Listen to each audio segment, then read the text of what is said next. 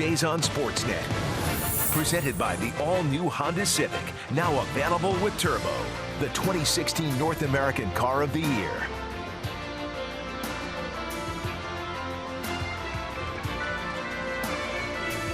Welcome to Tropicana Field in St. Petersburg, Florida. Game 2 of the Blue Jays-Rays series here, as Blue Jays open up their 2016 schedule at Tropicana Field. Jose Bautista getting loose in the dugout. He had a couple of walks and scored a run in the first inning in yesterday's game, and really kind of set the tone for the offense. But Pat, this team is primed and ready to have a good series here in a place they've always had trouble.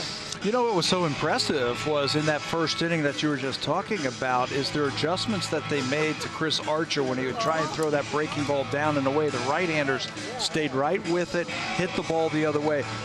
I'm guessing we're going to see a little bit different approach tonight against Drew Smyly. Smyly's got the good fastball, and he likes to challenge the right-handers. We might see some of those righties try and turn and burn, try to pull that fastball tonight. Blue Jays wear out left-handed pitching. They did a year ago, and they look to do the same this year. Drew Smyly is set. Let's take a look at the lineup for the Blue Jays. Top of the order, Kevin Pillar had a couple of hits in the season debut. Josh Donaldson, the reigning MVP, against Drew Smyly. He's got big numbers. He's 5 for 8 with 3 extra base hits and a couple of ribbies. And down in the order, the first baseman, Chris Colabello. Against the Rays a year ago, he had 320, 3 home runs, including a game-winning extra inning home run in a 1-0 game right here at Tropicana Field last season. This lineup is set. Josh Tolle in the 9th spot. He's the catcher for R.A. Dickey. It's a tough lineup, but they're in tough against a tough pitcher who's got good numbers against the Blue Jays in his career. This is Drew Smyly, and he's been everything the Rays had hoped for after they acquired him from Detroit for David Price. Smyly went 5-2 at an excellent earned run average last year of just .311. That was in 12 starts. He missed a big chunk of the season due to a torn labrum. He finished up strong, though, going undefeated over his final 8 starts of the season. Key for him, he was saying in spring training, I just got to stay healthy, and when he is healthy, he has produced for the Tampa Bay Rays. Drew Smyly is 26 years old. He was acquired in that trade July 2014, a 3-team trade that included the Seattle Mariners. Defensively, let's take a look at the defensive alignment for the Rays. Desmond Jennings, a former center fielder, is in left. The Platinum Glove winner in center is Kevin Kiermaier. That acknowledges the best defensive player at his position in the league. Longoria, Miller, Forsythe, and Morrison from 3rd to 1st on the infield. And Kurt Casale makes his season debut tonight, handling the lefty Drew Smyly. You talk about Platinum. He has also won his first Gold Glove, the first Ray outfielder since Carl Crawford in 2010 to win a Gold Glove. He can throw 15 outfield assists. You talk about the great glove and the speed, but he can throw 15 outfield assists, the most in the major leagues last season. Drew Smyly misses with the first pitch outside to Kevin Pillar.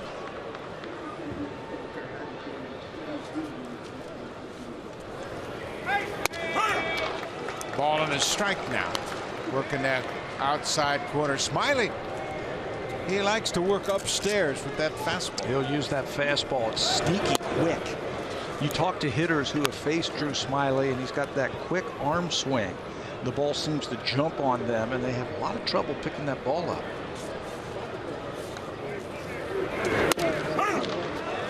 Right on the outer edge of that strike zone.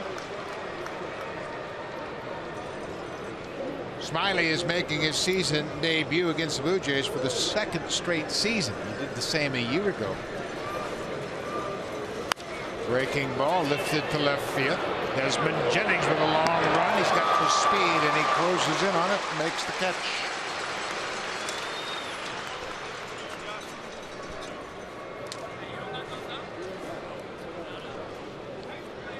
Josh Donaldson steps to the plate, and you better bring your A game when you face Josh Donaldson in the first inning. This is what he did last season. Home runs in the first inning, 13 of them. He's the kind of guy who likes to sit on a certain pitch early in the count and try and jump on it, do some damage early. Blue Jays scored 2 in the first in yesterday's game against Chris Archer. And it was started by none other than Josh Donaldson with that great at bat. Good changeup. 82 miles an hour, and Donaldson was looking fastball. Doesn't throw a lot of changeups. Drew Smyly is basically fastball, curveball. He'll cut his fastball, changeup just 5% of the time last year. Boy, he missed his spot there. He was trying to come inside and missed all the way across the plate. I think that was the value, though, of the previous pitch, that good changeup to Donaldson. And the heater, it's only about 92 miles an hour, but it just seems faster. That breaking ball, and Donaldson went around. 2 up, 2 down quickly for Drew Smyly.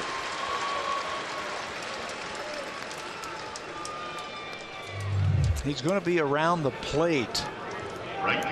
But that time, Donaldson saw 3 different pitches in 3 different locations to try and hit Smyly. This one, slider, tries to check his swing. So changeup, fastball, slider. He saw them all. Bautista wanted to take a look at one.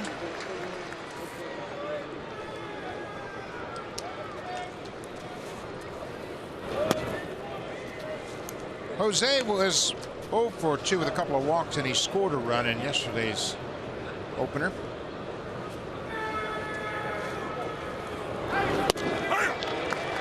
Well, he's made some quality pitches in this first inning. Check out on pitch tracks where some of those pitches are. They are right on the corner to Bautista, down and away. To Donaldson, they were up and away, and that's what he likes to do. He likes to elevate that fastball at times. And pitchers who can pitch up there, you better be quick. 2-2 pitch to Bautista. Change up now. It's a full count.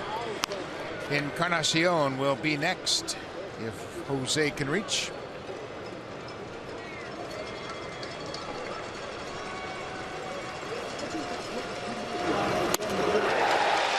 High fastball strikes him out. Good inning for Drew Smyly. A couple of strikeouts. The Jays are down in order. R.A. Dickey will make his season debut here when we come back to Tropicana Field.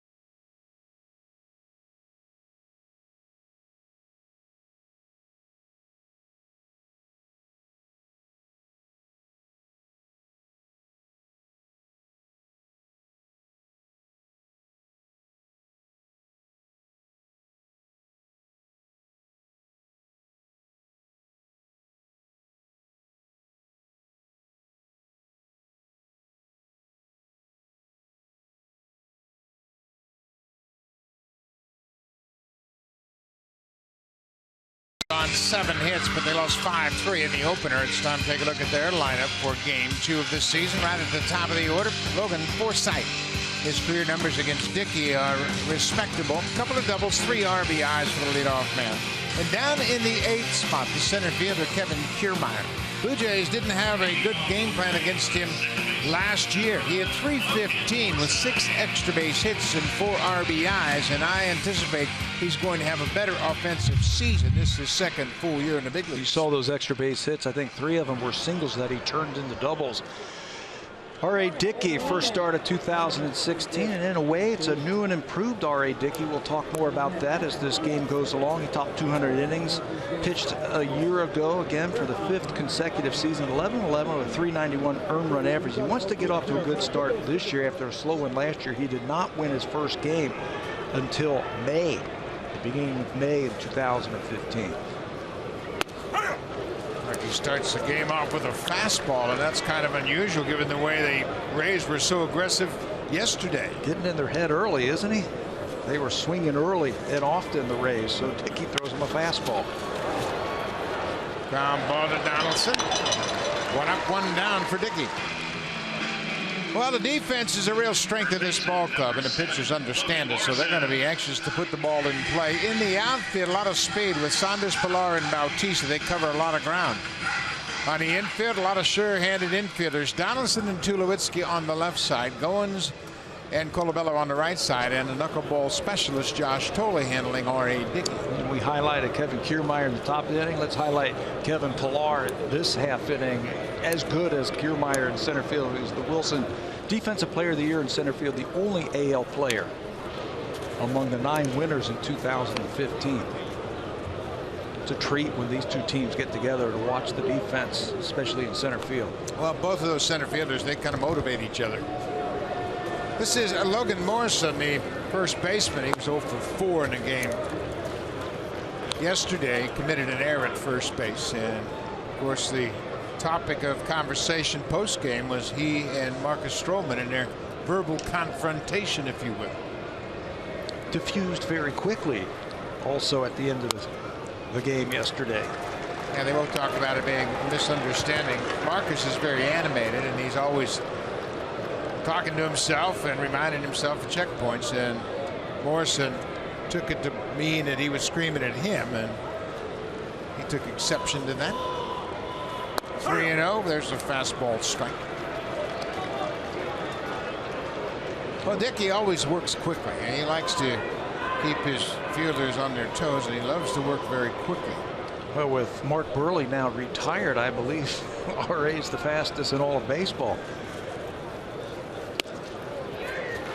Ball four. Dickey thought it caught the outside corner. Went out, walk to Morrison. Well, R.A., the key, I think, for him is to get ahead.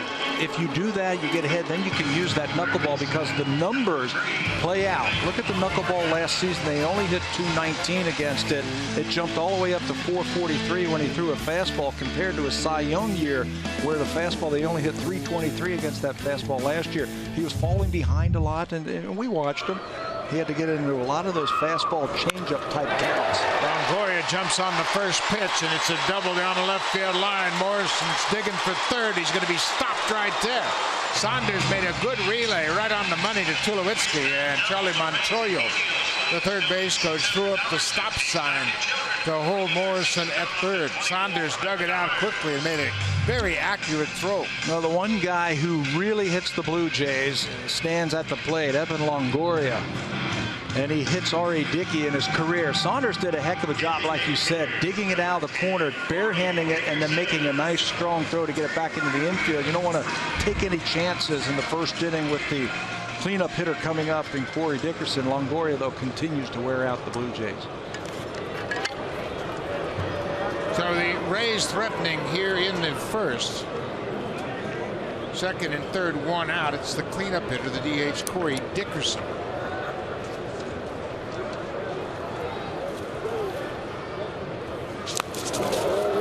Job by Josh Tolley. He saves a run for the time being. He got leather on that ball in the dirt. You know, that's why he's on this team, to catch R.A. Dickey. He does such a good job. He's very calm behind the plate. He's got soft hands. Watch him try to backhand his ball. This one is looking like it headed towards the backstop, but he goes out there and snares it, knocks it down. You know, he only had 4 pass balls in 127 innings last year, catching the knuckleball.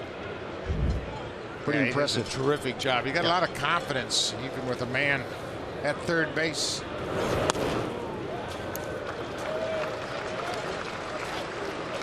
Two 2-0, 1 out.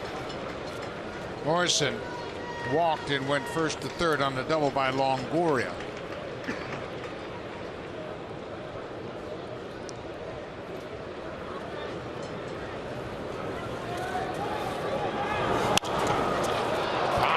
Tulowitzki calls for it on the edge of the dirt, and Dickey gets a big pop-up. Boy, that is a big out right there. I thought that maybe once he fell behind Dickerson, he'd pitch around him to try and set up the double play with Jennings. He just kept throwing that knuckleball in there, and Dickerson did him a favor by popping it up.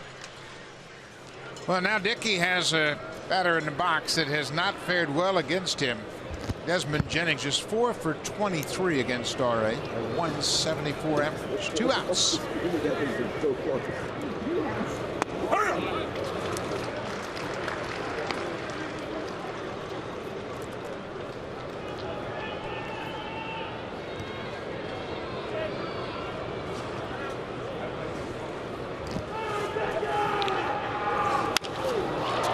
This is going to reach the seats out of play. Dickey quickly ahead, 0-2. Boy, if he can get out of this situation in the first, it'd be a big boost for the Blue Jays.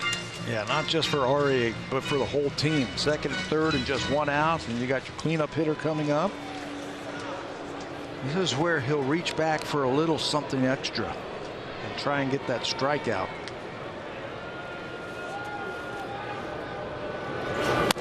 Throws it a little harder. You were right. And well, you talk about having to be on your toes with 2 strikes. That's Josh Toley's job. Yeah, and you have to have a lot of confidence that if you do let one go like that, that's your catcher. And Josh has done a great job doing that. He's going to block it for you. Right back to Dickey. What a job. RA gets out of it. Second and third, 1 out. He gets a pop-up and a tapper back to the mound. The Tampa Bay's get a walk, a double, but they leave 2. Encarnacion will start things off when we come back to St. Pete.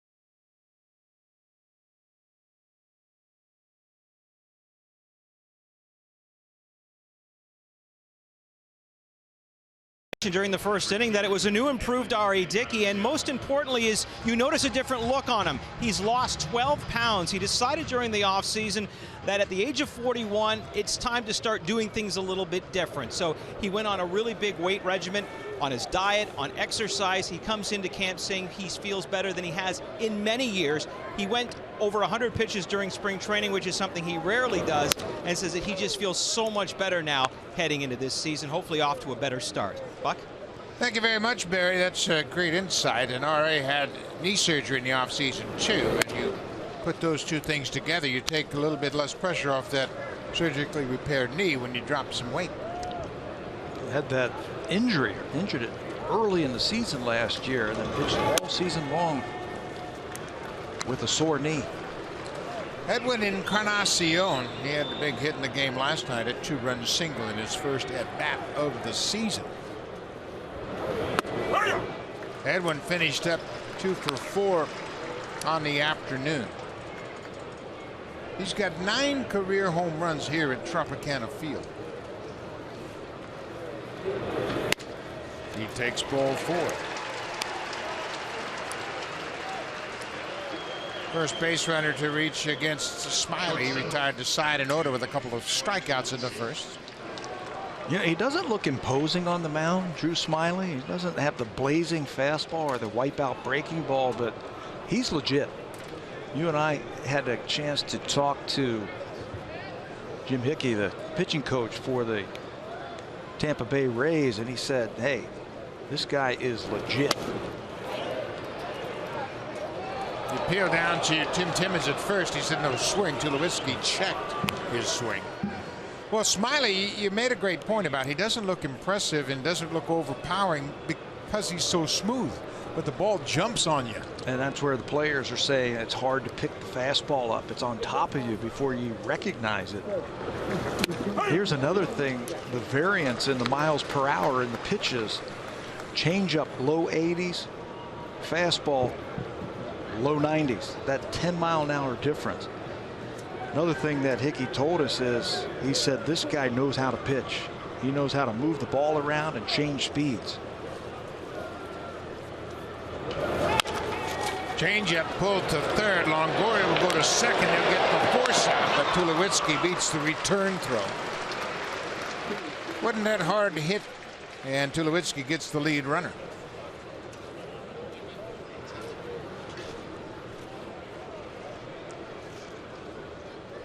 Well, we talk about that fastball. Look what the difference between last season and this season in the batting average versus his fastball.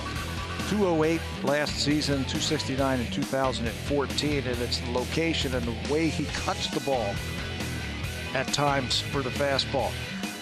208 last year's changeup, they only hit at 111 against him.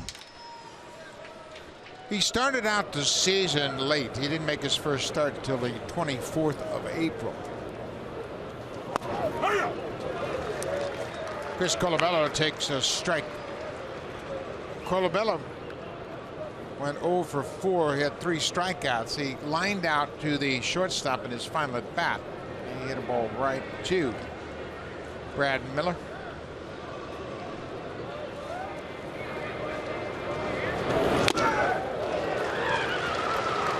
Mentioned Colabello in this ballpark has done a good job, and for his career he has 3 career home runs and a .320 average against Tampa Bay. You know what you don't want to do against Drew Smyly is get a little bit too long in your swing. You start getting long like that, and that fastball is going to be right by you.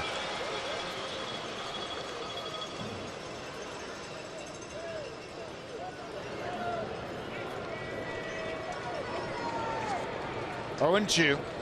Tulowitzki at first on the fielder's choice.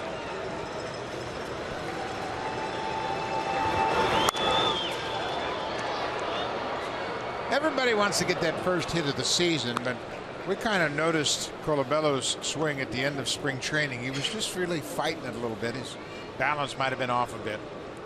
Getting a little long.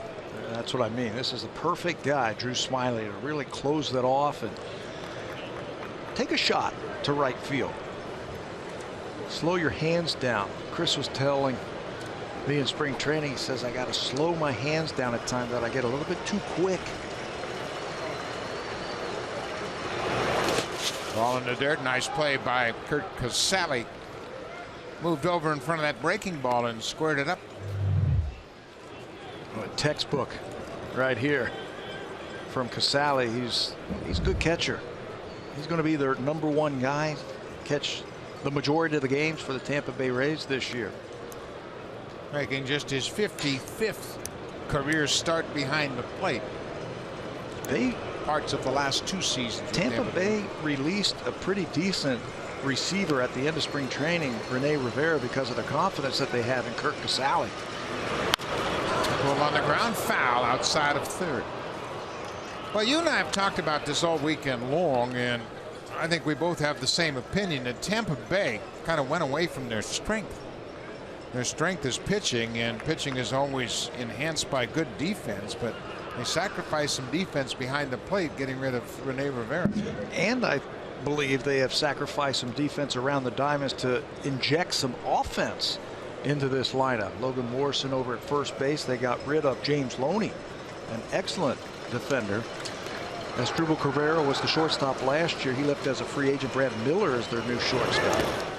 That ball gets away. Tulowitzki breaks for second. The throw not in time. Tulowitzki moves up into scoring position on the wild pitch.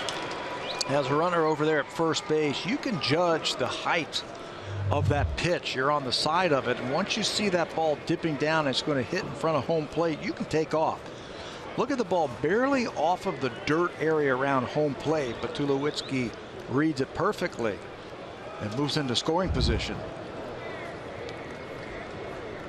So that gets the Blue Jays out of that double play situation. RBI opportunity for Colabello.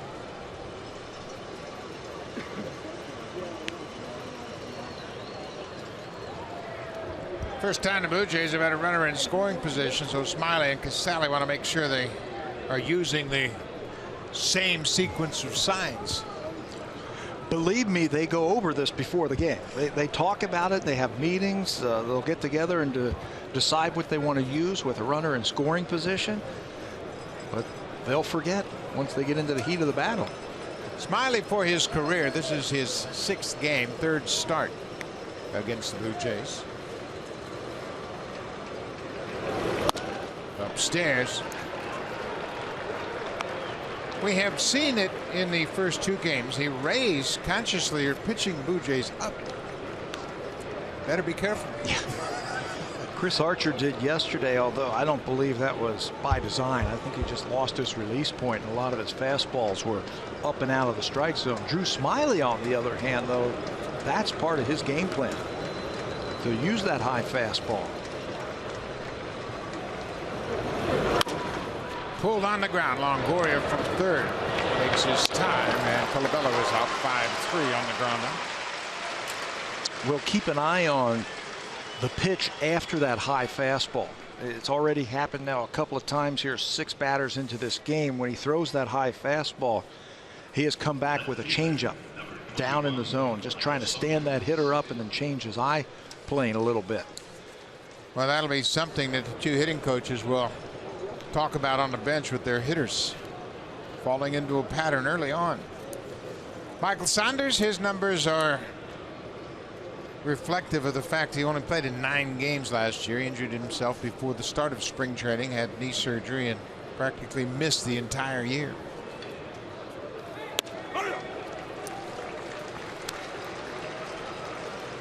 Chris Archer, what a start he had. 12 strikeouts in 5 innings. As the Rays pitchers struck out 16. That tied the 2005 Mets staff for the most strikeouts in an opening day game. Most by a starter since King Felix a couple of seasons ago. Michael Saunders with a 1-ball, 1-strike count. You know the only number that matters? W. The W. The 1 in the win column for the Blue Jays.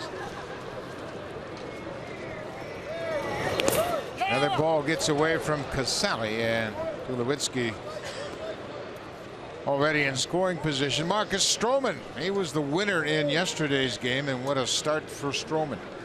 He went 8 innings, allowed 3 runs on 6 hits. And how about the 5th, 6th, 7th, and 8th? He retired 12 straight on 34 pitches. Talked to some of the Tampa Bay Ray players and coaches this afternoon about that game. They said, boy, he was just dialed in. Didn't give a ball in the middle of the plate, it seemed like, all night long. Breaking ball for a strike.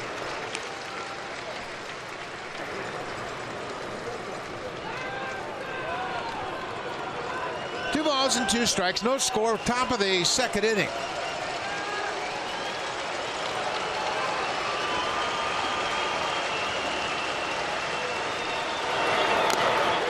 Foul tipped, and Casale holds on for the strikeout.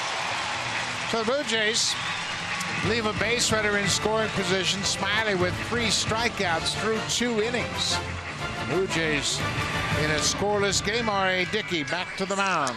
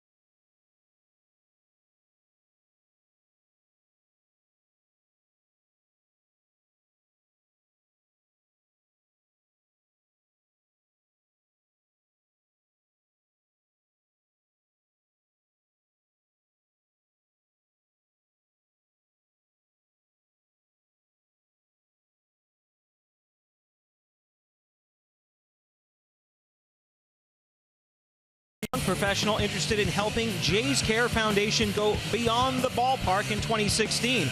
Well, you can join Jays Care Foundation Young Professionals roster. For more information, visit www.jayscare.com. Buck, what a tremendous organization Jays Care is. They do so many great things for so many people. It sure is a great organization, and you can get involved by signing up for that Young Professionals roster on Jays Care program. Jays Care does a terrific job of helping kids all across Canada. This is the shortstop, Brad Miller. Miller was 0 for 4 with a strikeout in yesterday's game. Now that went off the catcher. It's a free swinger, Brad Miller. I think he's going to fit right in with this Tampa Bay philosophy at the plate. Be aggressive. Don't let a strike go by.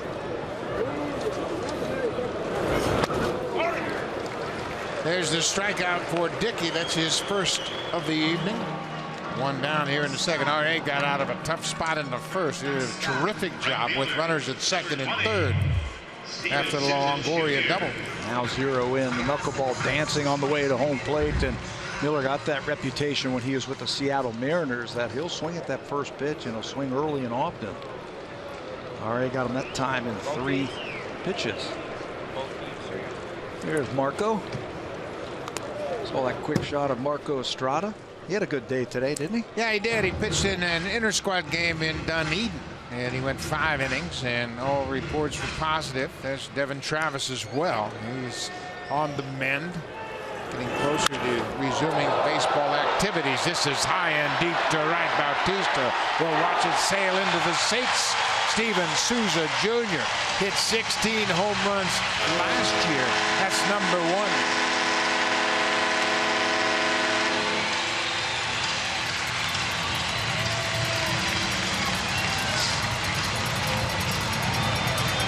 Souza's got some power. That's why they acquired him from the Washington Nationals. Knuckleball out over the plate. He doesn't have to pull it to hit a home run. He muscles that ball. About 5 rows deep in right field. Souza, that's his 3rd hit against R.A. Dickey. He's 3 for 7 now. Has given the Tampa Bay Rays a 1-0 lead. Number 8 hitter is Kevin Kiermaier.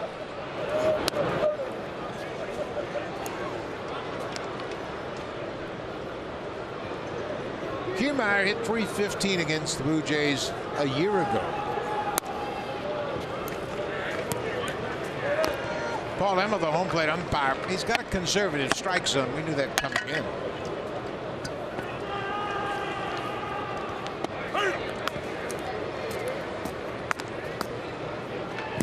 Here, Paul, believe me, the teams, the organization, they have scattered reports on umpires too.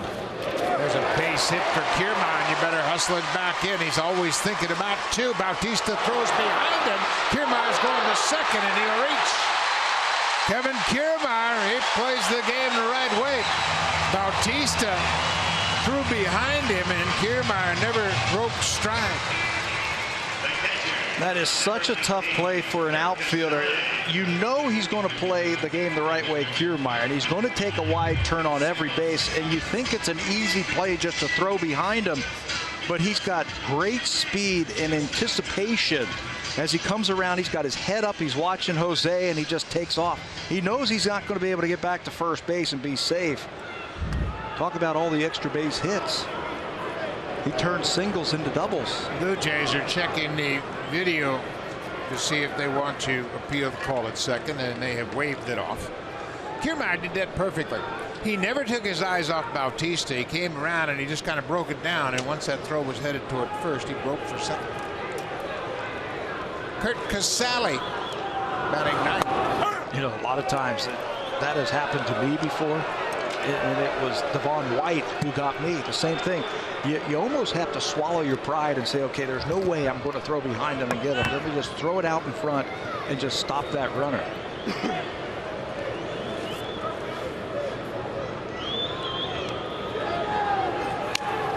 Ball down and away. Ball and a strike to the Rays catcher. Kurt Casale hit 10 home runs a year ago. And he had a hot stretch. The the end of July, he hit 6 home runs in the span of 7 games, including back-to-back 2 home run games against the Tigers. Well, he's got some power. You make a mistake, and he can lose the ball. That's why you got to be very careful right here to him. You've got first base open.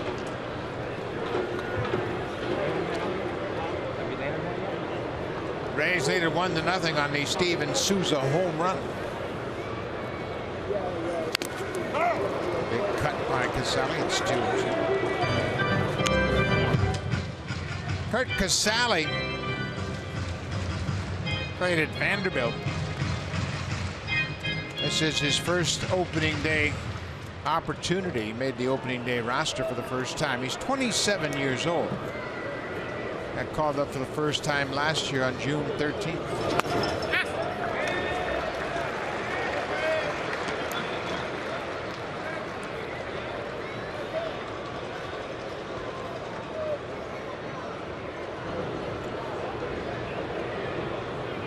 Full count, 1 out. Blue Jays keeping an eye on Kiermaier at second. Hot shot. What a play by Tulowitzki. Oh, he takes a hit away from Casale. Blue Jays. This is the 43rd game Tulowitzki has played for the Blue Jays. He has not committed an error. We highlighted him at the top of the show in the opening for reasons like this. The in-between hop, he gets down, he snares it, and how about the throw right across the diamond? Perfect for the first baseman to handle. I was talking to Louis Rivera before the game, who was the infield instructor for the team, and he said he makes hard plays look very easy. Popped up. Goins calls for it out on the outfield grass, and he makes the catch. So R.A. Dickey minimizes the damage. He gives up a solo home run to Steven Souza Jr. 1-0 Tampa Bay.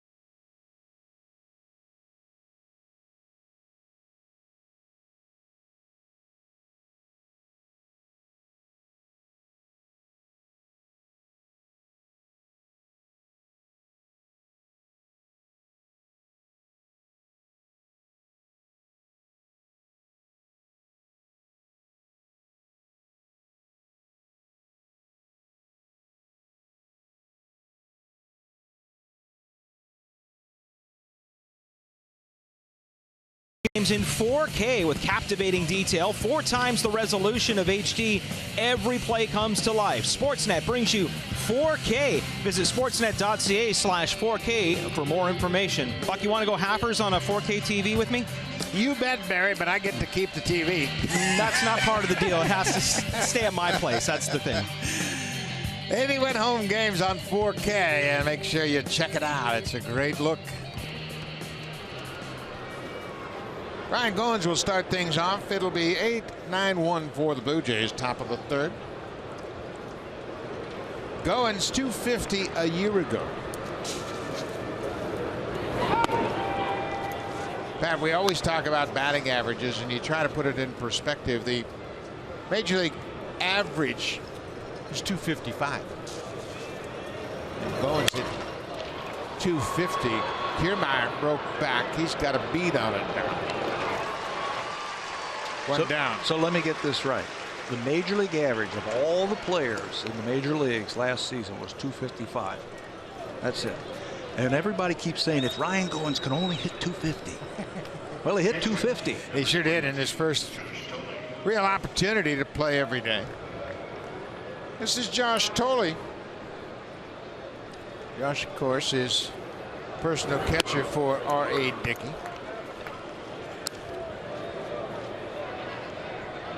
They were together in New York with the Mets. He came over in that trade a couple of years ago. Two catchers and a pitcher came over. They brought two knuckleball catchers over for R.A. Dickey. Mike Nickius, who has since retired, and Josh Thole. Catcher went the other way, too. Travis d'Ormeau went to New York along with John Buck and Noah Syndergaard. That took place December 17, 2012. I like what Josh has done this year from an offensive standpoint. There's a drive to right and deep. Souza back. This ball is gone. They're going to say that it's interference. Laz Diaz, the second base umpire, already indicating that the fan reached over the fence, and they're going to call it a double. Mike Everett is the crew chief. He's at third base, but Laz Diaz went out into center field and immediately held up his hands, indicating there was fan obstruction. You know, the Blue Jays are going to check it, but I think what they're going to find out is that the fan did reach over the fence. I don't believe that that ball was going to leave the ballpark, but it talks about Josh Thole in the changes that he made offensively. He's in a better position offensively, a more athletic position. He says, I'm going to start juicing the ball just a little bit more. Did not hit a home run last season, only drove in a couple of runs. Looked like he got enough to get it out of here over the 370 sign, but I think you have to look at it just to look at it, just to be sure. Well, just in case, we're going to remind you the replay reviewed is powered by Samsung. I was watching Laz Diaz, the second base umpire, and it's his rotation on any ball into the gap like that. Being the second base umpire, he sprinted out there, and right away he called fan interference that he reached over and said ground rule double. Let's take a look at it one more time, see what we can see here from the fan. Well, now that's not quite as clear cut as it looked. Yeah. From live action, he reached out over and not necessarily below that yellow line. Where he caught the ball was above the fence. It looks like from that replay like the ball's momentum took his glove down. That is definitely above the fence when he caught it, but then it's difficult to talk about the angle. So does this now become the judgment of the replay official of the trajectory of the baseball? In New York, yep.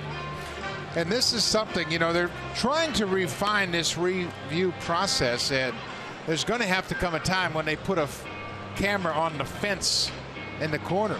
Home run indeed. How about that? Josh Thole with a home run against the lefty. Yeah, against the lefty.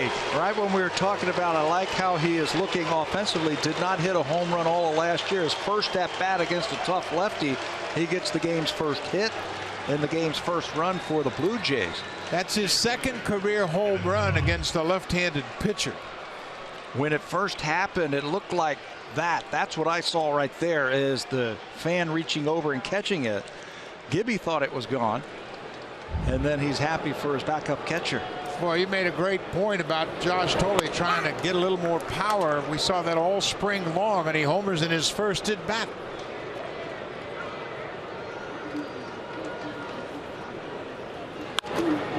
Millar pops it in the air, shallow center. Kiermaier quickly in, gets there and makes the catch.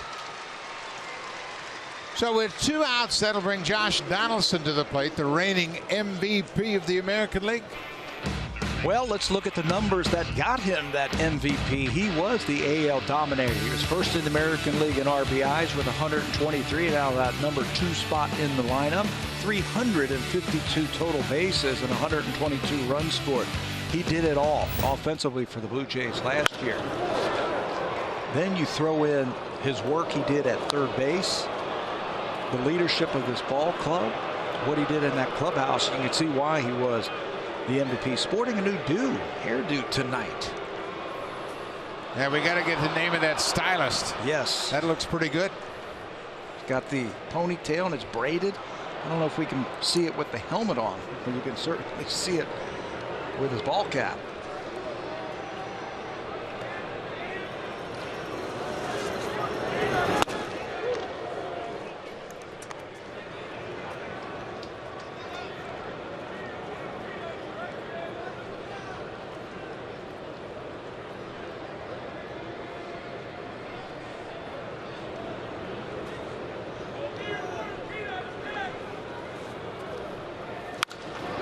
This is popped up down the left field line. Shortstop Brad Miller is there, and Donaldson pops out to end the inning. But Josh Thole, in his first at bat of the 2016 season, hits his first home run since August 24th, 2013. It's a 1-1 game on the home run by Josh Thole.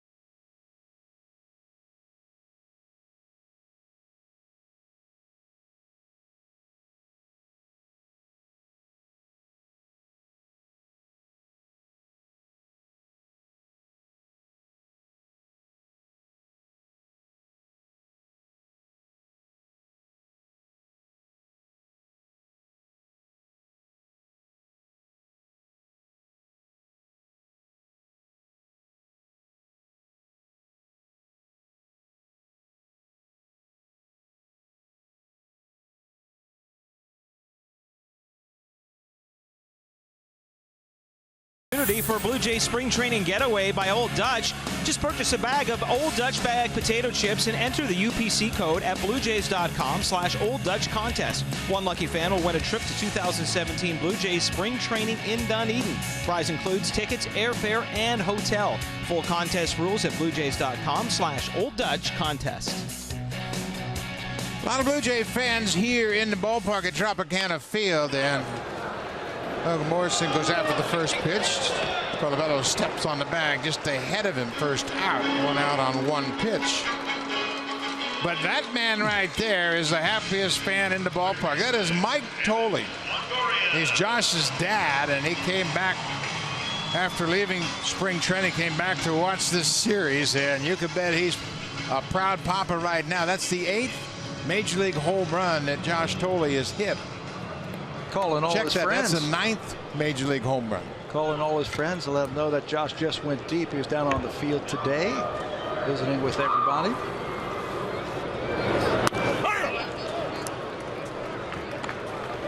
One ball game on a pair of solo home runs. Evan Longoria doubled his first time up. Hit a double down the left field line on the first pitch. He has just really hit R.A. Dickey well in his career. Goins to his right. 2 down. Let's check in with Jamie Campbell. Designated hitter, Corey Dickerson.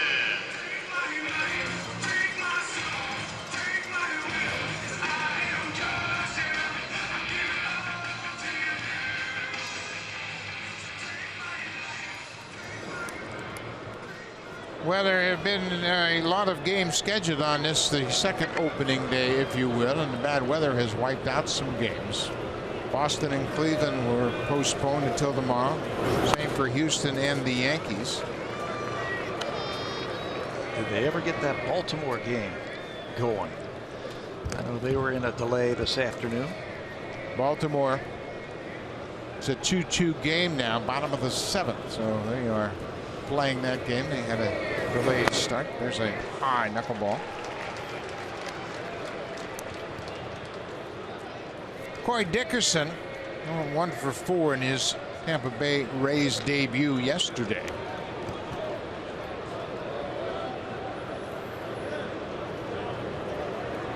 Dickerson hit a home run. He became the first Rays player to homer in his debut since Eric Hinsky did it in 2008. They gave up a pretty good pitcher to get him, but they've got 3 years of control. He's 25 years old, and that's what he did. The spray chart, the hits by direction last season, he had 8 home runs to center field. Blake's back on that one, but lifts a fly ball to left. Michael Saunders moves underneath it. Quick inning for R.A. Dickey. 3 up, 3 down in the 3rd. We'll go to the 4th. It's a 1-1 game.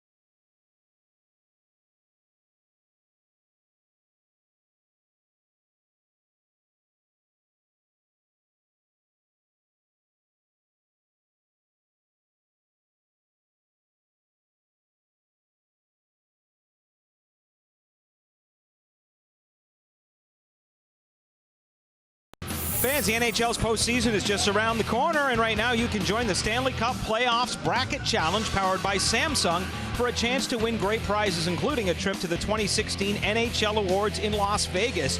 Who will you pick? Visit sportsnet.ca/NHL brackets to register now. I might have to ask you for some advice on picks for that, Buck. You betcha. I'll help you out as much as I can, Barry. You know, I've been keeping close tabs on it, so I'll be all set and be happy to give you some advice. You're not going to ask me? He asked me first. I'm sorry. I can't help you, Barry. You're asking the right guy. Strike one to Jose Bautista in this 1-1 game. Bautista, strikeout victim, his first time up. One of 3 strikeouts that Smyly has recorded. Inside fastball.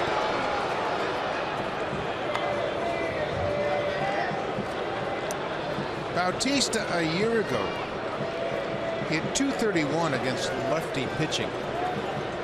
He had just 5 home runs, and his numbers dropped dramatically last season against the Southpaws. And Pat, I have to believe it had something to do with that injured shoulder he suffered early in the season last year. Batting average was down overall for Jose last year. He only hit .250, but the production is exactly what the Blue Jays needed. 40 and 114.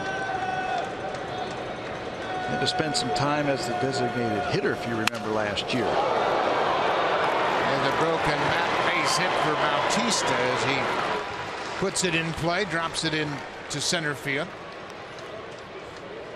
Leadoff single here in the 4th. That'll bring Edwin Encarnacion to the plate with a man aboard.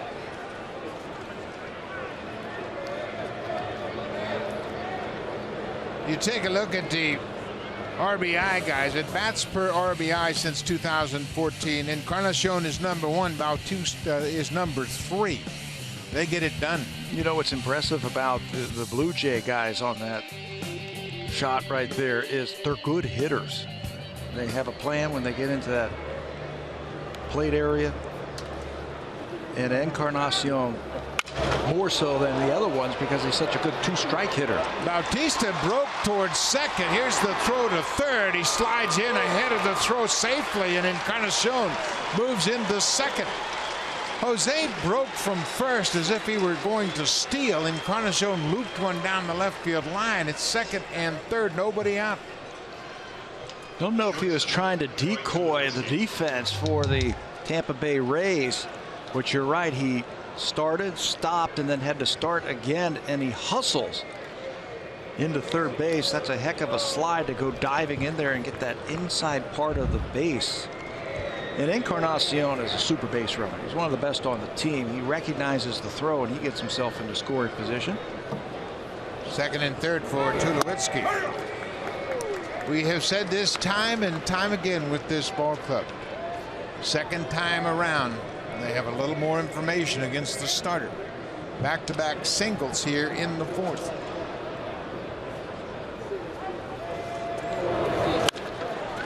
Fly ball. That's going to score one. Kiermaier on the edge of the track. Bautista tags at third. He'll come in to score. Tulowitzki has given the Blue Jays the lead with a sac fly. You know, we talk about all the numbers that the Blue Jays had last season offensively, where they led in runs scored and home runs and RBIs and all of that. One small stat that people didn't realize is the sacrifice flies. They were #1 in sacrifice flies last year with 62 of them. You see the run differential, biggest in franchise history. They scored more runs, 221, than they allowed. You see 87 was the second highest total. That was a 190 run differential. Chris Colabella with Encarnacion at second.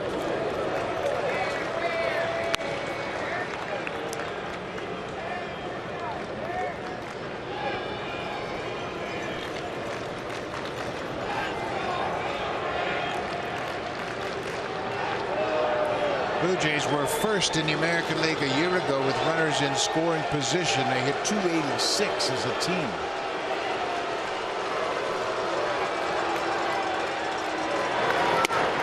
Colabella waves at that outside pitch. It's 0-2.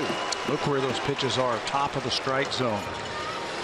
We talked earlier, when he throws the one up there, let's see what the next pitch is. He's got to figure it's something that's going to be down.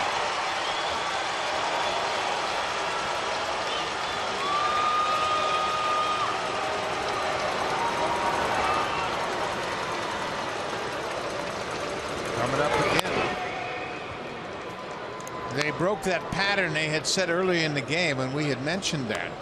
After a pitch up, they'll go down with a changeup or a breaking ball, but this time around they mix things up. Always talking on the bench, always exchanging information.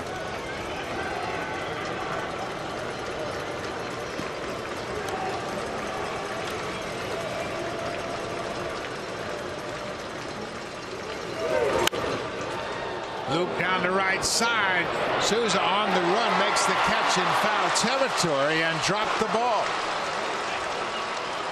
Tim Timmons, the first base umpire, is indicating safe, no catch. And now Laz Diaz comes over and looked like he made the out sign. Timmons with a definitive safe call. He went down the right field foul line and waved the play safe. This is going to be interesting. You're right. The first base umpire said no catch. Second base umpire came in and was waving that it was a catch. The argument, I think, on the side of the Rays is going to be Souza was reaching into his glove to catch the ball to throw it back in. Now the umpires are going to have a conference, and Mike Everett, the crew chief, what's the glove? He caught it. Now he reaches in to transfer and drops it. He never got his bare hand on the baseball. The ball falls out of his glove before he reached into his glove, and that's why Tim Timmons calls him safe. There's the umpire right there. And then Laz Diaz, the second base umpire, came over with a fist in the air to indicate out. I thought as an outfielder you have to have a transfer, a clean transfer. They call a voluntary release where you go in and bring the ball out of your glove, but I think that was an involuntary release where he just dropped it. You want to replay it? Yeah, they are. Take a look at it.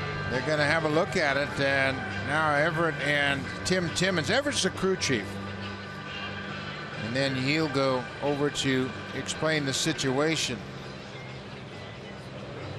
Tim Timmons was the first base umpire. He's on the left, and he made the call. Well, the purpose of the review was to get the call correct, and there was some confusion between the umpires, so I'm going to go and put the headsets on and communicate with New York. One more time. Souza. Foul territory, catches the ball. It's in his glove. Now he's got to be able to take the ball out cleanly. And he mishandles the ball. Yeah, the ball never got into his throwing hand, and we have seen this over the years, and umpires will indicate he was taking the ball out of his glove, but that didn't appear to be the case.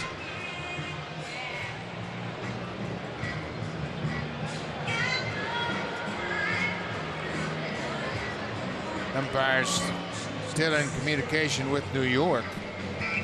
The Blue Jays reviewed a call on the field in the third. The umpires, Laz Diaz, the second base umpire, indicated ground rule double because of fan interference. John Gibbons asked for a review, and the call was reversed. Josh Tolley was awarded a home run. Gibby's 2 for 2 this season. This came from the umpires, though, this review. I don't believe anybody asked for it. Didn't look like anybody asked for a review here.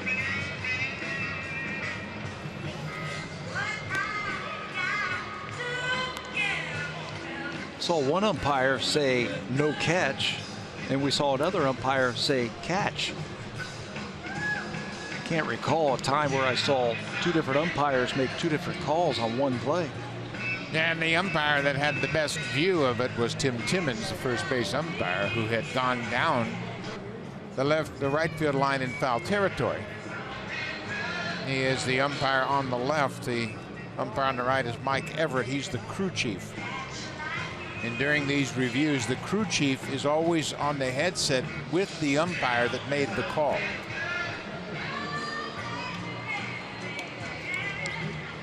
You know, you have to have evidence to overturn it. Well, what was the call? It was 50-50. One called them out, one called them safe. Which one do you go with? That's where I'm confused right now. Well, you're not the only one. This is taking a while too. That going through everything on this one. One more time. There's the catch. But credit Tim Timmons staying with that play as he saw Souza reach into his glove and mishandle the ball, and it pops out, and right away he called no catch.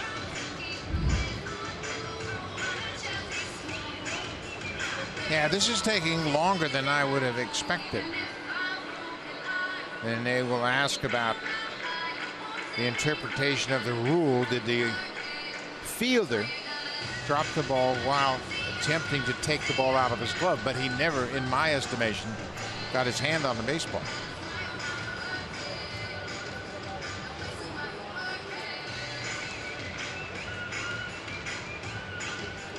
See, Timmons is explaining what he saw to the review umpire in New York. That's him on the left right there.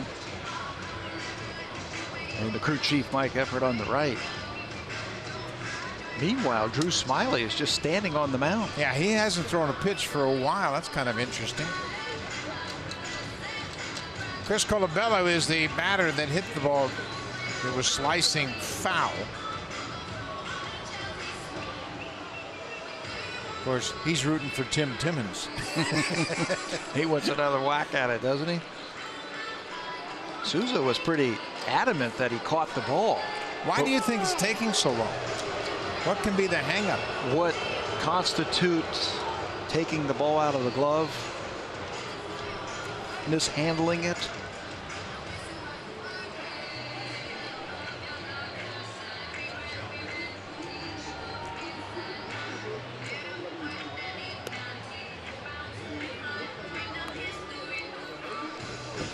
Okay, now we've just been informed there's a couple of different issues being reviewed.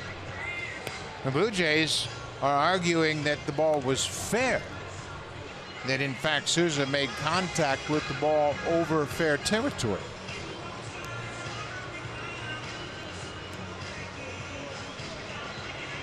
Well, we'll see right now. And now there's a lot to explain, and foul ball is Mike Out, and the runner stays at second base. The foul ball, and he was out. So now John Gibbons is going to go out to get an explanation. Now, obviously, he can't argue the outcome, but it was ruled a foul ball, and Colabella was out. So the reason it took long, it wasn't just catch and release. It was about fair or foul, and if he caught it. So through all of that, it's a fly ball to the right fielder. So now Kevin Cash is getting an explanation of it.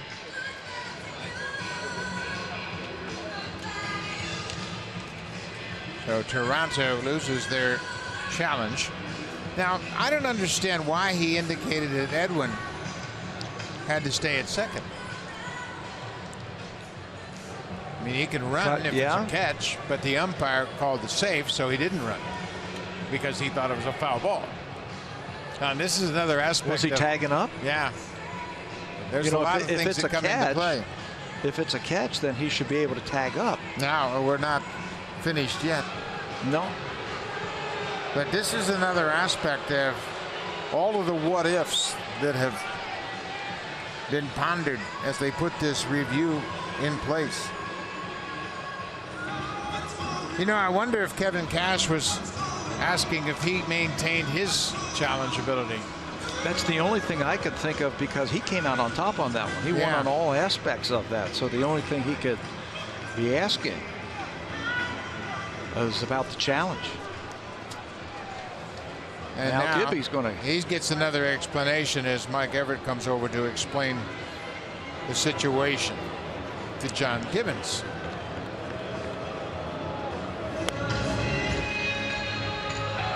I guess Kevin Cash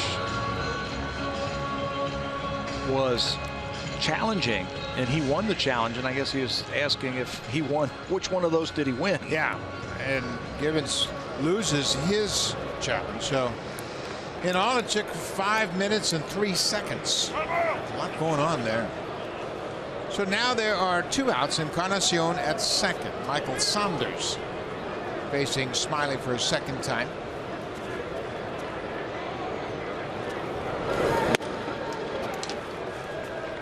All through that, Drew Smyly was just standing on the mound. Yeah, he didn't throw many pitches, and he might be the guy that comes out on the short end of the stick in all of this. Blue Jays have taken the lead 2-1 on Tulowitzki's sac fly.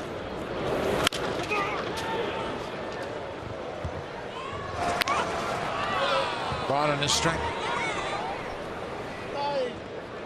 You never know what might pop up during the course of a game, especially in this ballpark. We haven't even had issue with the rings yet. No. And let's hope we don't have to in this series. It's 4th inning, and we've already had 2 challenges.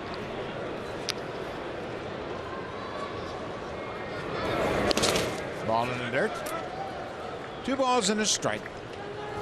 Bautista got things going with a single to center.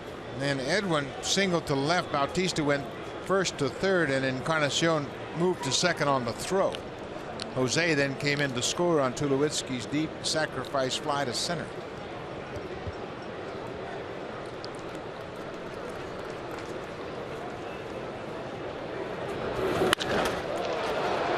Deep fly ball to center. Kiermaier back. He's still back. This ball is gone. Did he catch it? No, he didn't. He timed it, but Saunders has gone deep. Two left-handed hitters have hit home runs. Tolley first, and now Saunders with a 2-run shot. Michael's had a great spring, and he keeps it going here against the left-hander. Kevin Kiermaier made one of the best catches I saw last year on his play, similar to that, racing full bore back to the wall, jumping and taking a home run away from a Baltimore Oriole. It looks like he had it here, but it nicked right off of his glove. I think he stayed down because he was dejected, feeling like he should have caught that one. But the bottom line is Michael Saunders with his first home run. His first home run as a Blue Jay. A little insurance here in the fourth. Michael Saunders, a deep home run to center field. A 2-run shot. Kiermaier, the Gold Glover, goes up. Times it perfectly, but it's beyond his reach. Home run Saunders.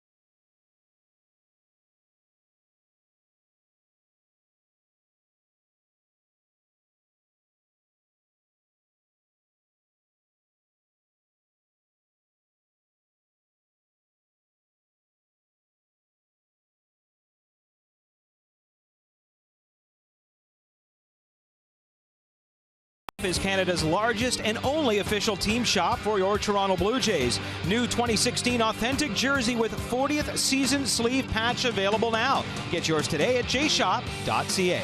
Buck? Well, Michael Saunders, he's been waiting a long time for that home run. That's his first as a Blue Jay, and oh, it's a big home run. He hit it deep to center. Josh Tolley hit his first home run since 2013. He was a shot to right center for Tolley. Saunders goes straight away center here at the Trop. Yeah, Michael obviously only just played 9 games last season at 6 singles. No extra base hits because of the injury to that leg, so that's got to feel double good. We saw him swinging the bat well all spring long. Dickey quickly ahead, 0-2. Desmond Jennings.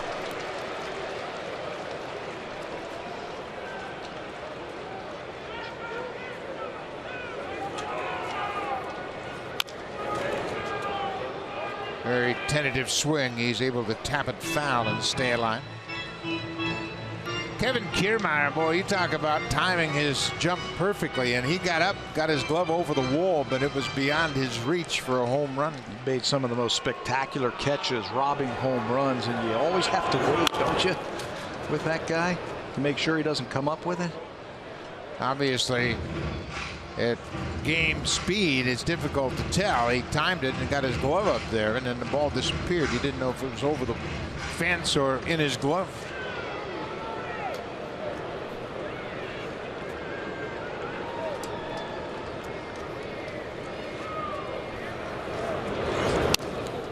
Michael Saunders, with that home run, becomes the 11th Canadian-born player to homer in a Blue Jays uniform.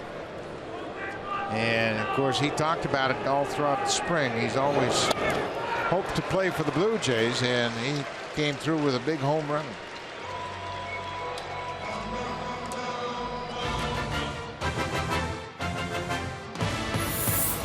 The all-new Honda Civic, now available with Turbo, the 2016 North American Car of the Year.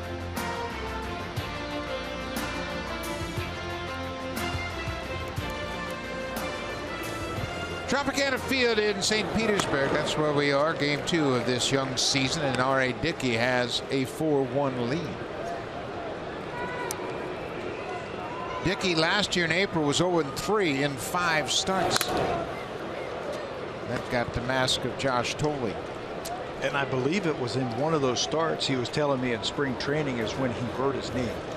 So he basically pitched the whole season with a sore knee. He said, I just couldn't push off with my back leg. It was my right knee.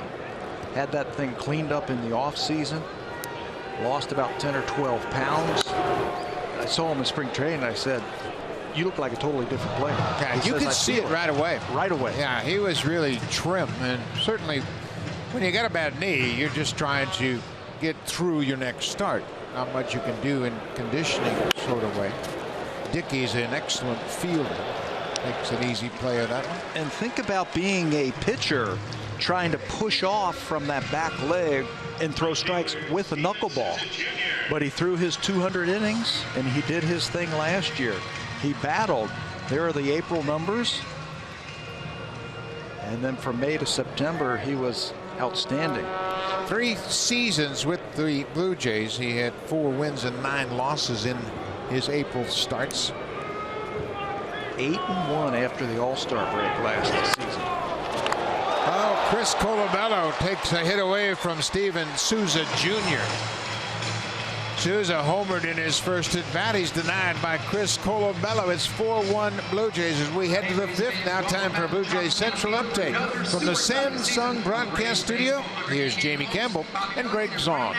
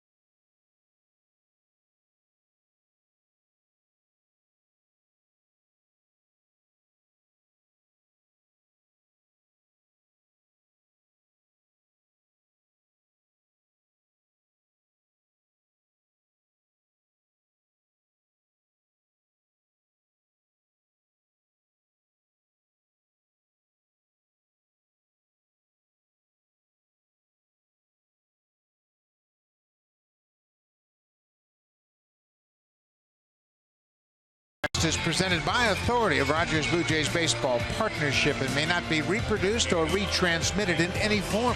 And the accounts and descriptions of this game may not be disseminated without the express written consent of Rogers Blue Jays Baseball Partnership. Seeing young Blue Jay fans have got a souvenir, and they have turned out to watch the Blue Jays take a 4-1 lead. We head to the top of the 5th. Josh Thole. He hit a home run his last time up. Thole has been focused on swinging the bat with a little more authority. He pulls this one on the ground. Morrison will flip to Smyly, 1 down.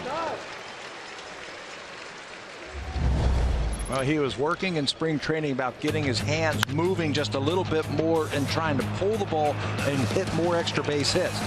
You saw it in spring training, Buck. 3 or 4 doubles that he hit. He was driving the ball to left field. He was driving the ball to right field. He said, you know, I'm tired of just hitting the ball the other way and having soft singles. I'm going to try and do some damage. And his first at bat of 2016 pays off. He tied the game at 1-1 with that home run in the top of the 3rd. Blue Jays got 3 more in the top of the 4th. Back to the top of the order. Kevin Pillar has gone 0 for 2 so far.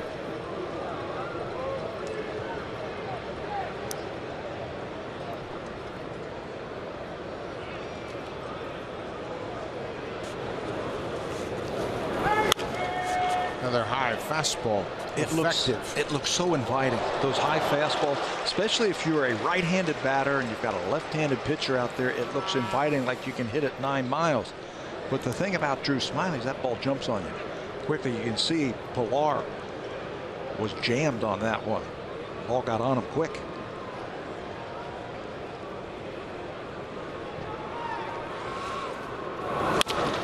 Pull on the ground, right to Longoria. 2 up, 2 down. Home Hardware and Building Center locations. Proud partners of the Toronto Blue Jays. Homeowners helping homeowners with expert advice. We are in St. Petersburg, Florida. Game 2 of this young season. Josh Donaldson 0 for 2 with a strikeout.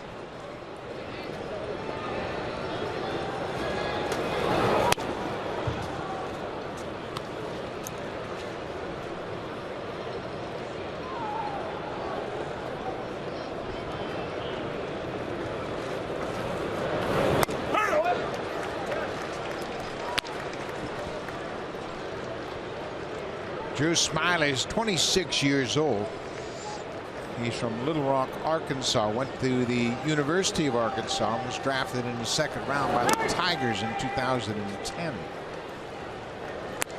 Teammates of Dallas Keuchel at the University of Arkansas. How about that pitching staff? Well, for the tough lefties, they both find themselves in the major leagues. Keuchel won the Cy Young.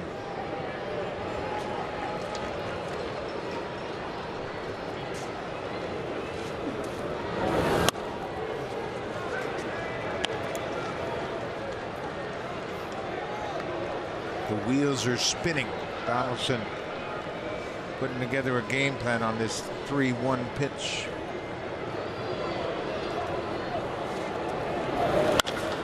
Swing and a drive. Get up. He put together a heck of a plan. Home run number 1 for Donaldson. Did he ever? Remember last night when he took that pitch from Chris Archer on the outside corner, fastball for strike 3? I found out about that. He was looking for it. He just couldn't pull the trigger. I think his game plan here in this situation, 3-1, I'm going to get a fastball and I'm going to try and clock it out of here. And Josh does that. Home run number 1. Didn't hit a home run in spring training. He hit 41 last year. Fastball. Inner half, quickens up those hands and gets through. Jose Bautista singled and scored in the 4th. That hairstyle's got home runs in it. Stay right there, Josh. Watch the hands down and through. That's how you hit a 3-1 fastball.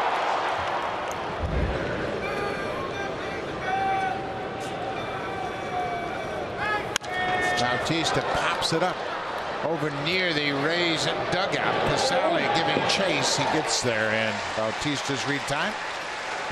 That ends the inning, but the Blue Jays have broken out the big bats tonight. Josh Tolley, Michael Saunders, and the MVP Josh Donaldson, all with home runs, have given R.A. Dickey a 5-1 lead.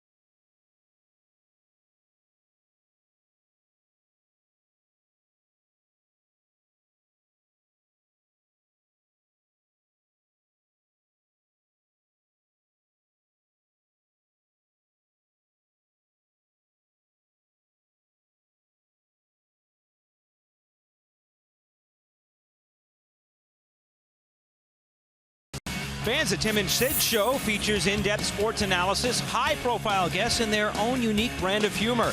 Catch them weeknights from 5 to 7 Eastern, right here on SportsNet, or connect online 24/7 at Tim and Sid. Buck? Thank you very much, Barry Davis. And Josh Donaldson goes deep for the first time in 2016. That group right there from the Dunedin Blue Jays, that young man in the back in the white jersey, that's Spencer Siegel. He's going to be the voice of the Dunedin Blue Jays this season. He's 22 years old, comes from Chicago, and looking forward to his first season calling Dunedin Blue Jays baseball on the radio. He was the guy during spring training, if you came down to spring training, that entertained the fans all spring long in between innings. He did a great job. The Dunedin crew out having a good time here tonight. Kevin Kiermaier, center fielder. Another base hit for Kiermaier. Saunders quickly over to cut it off, and you got to hustle it back in with Kiermaier. Kiermaier's 2 for 2. You and I both think that he's the guy to take the next step.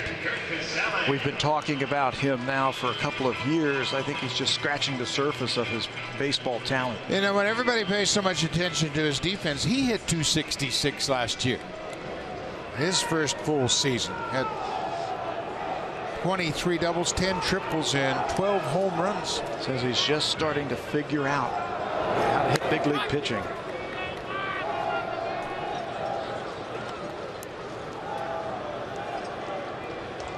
Number 9 hitter is Kurt Casale.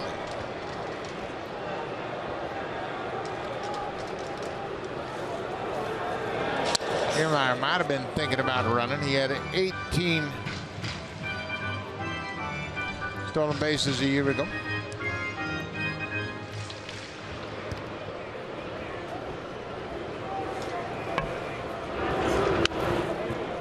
Dickey is really tough to run on. He's allowed just 17 stolen bases in his 3 seasons here with the Blue Jays, and you would think it'd be the opposite because of that knuckleball.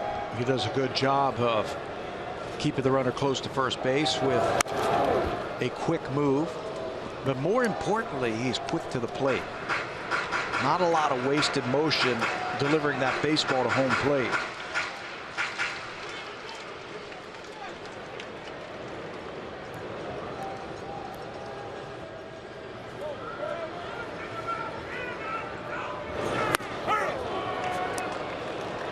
Two and two now to Casale, the number 9 hitter.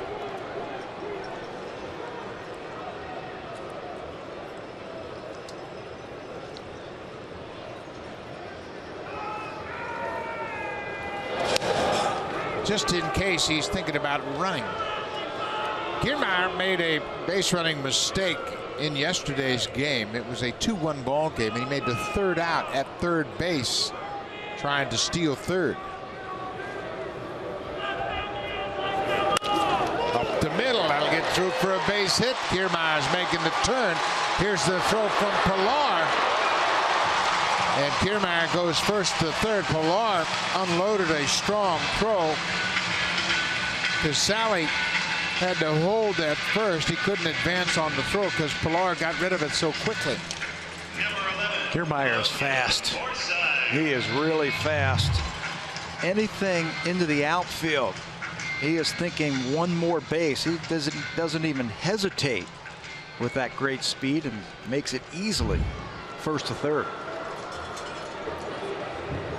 Casale stays at first. He's 1 for 2 now. Back to the top of the order, the leadoff man, Logan Forsythe.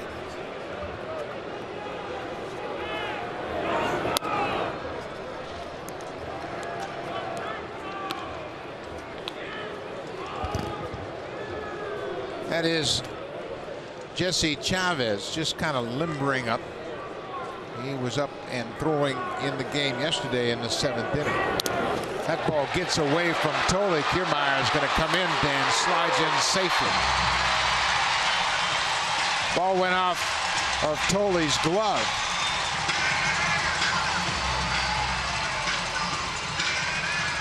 You hate to see that because you got a double play Guy standing at the plate, and that's wiped out. Knuckleball takes a left-hand turn and eludes Josh Tolley. No chance to really get that runner at the plate. But now the double play is chances are taken out. It's a wild pitch charge to Dickey. It's a 5-2 ball game. Still nobody out. Casale has moved up to second.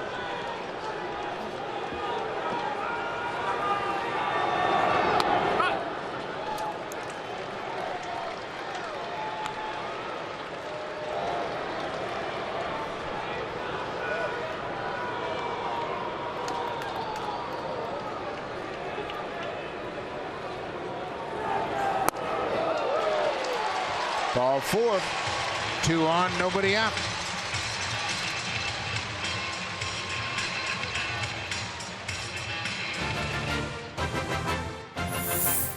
The all-new Honda Civic, now available with Turbo.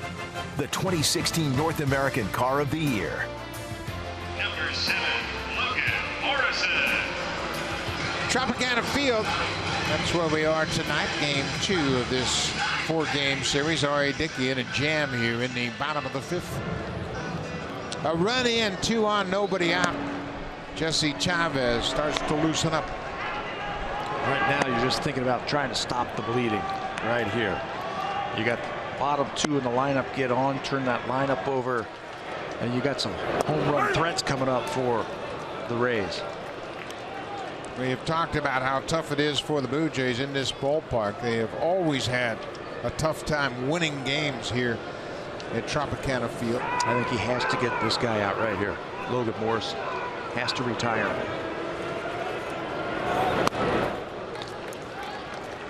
Ball and a strike. Longoria is on deck. He's doubled in 2 at-bats, and he has hit well against Dickey in the past.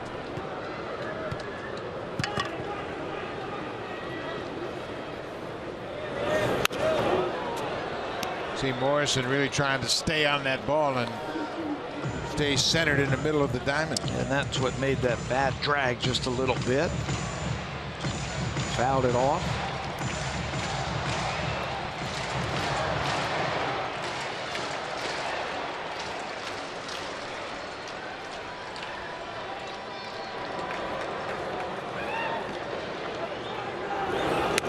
Oh, good pitch. Big strikeout. 1 down now. Dickey comes up with just his 3rd strikeout of the game. R.A. will reach back when he gets the 2 strikes and throw that hard knuckleball, hoping for a little bit more movement. That's exactly what he gets. That ball just dived when it got to home plate. He comes up with a huge strikeout. Now he'll deal with Longoria in a double play situation.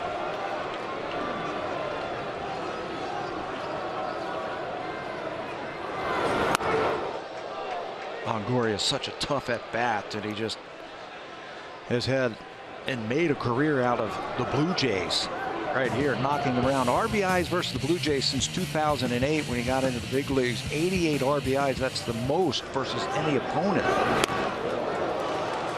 for Evan. He's also had the most RBIs versus R.A. Dickey with 8.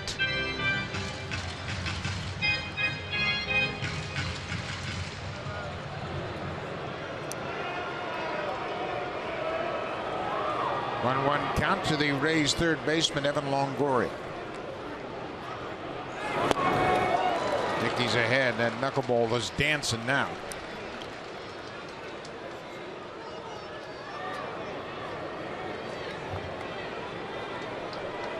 The Rays have 2 runs on 5 hits. Blue Jays 5 runs on 5 hits. The Jays have hit 3 home runs.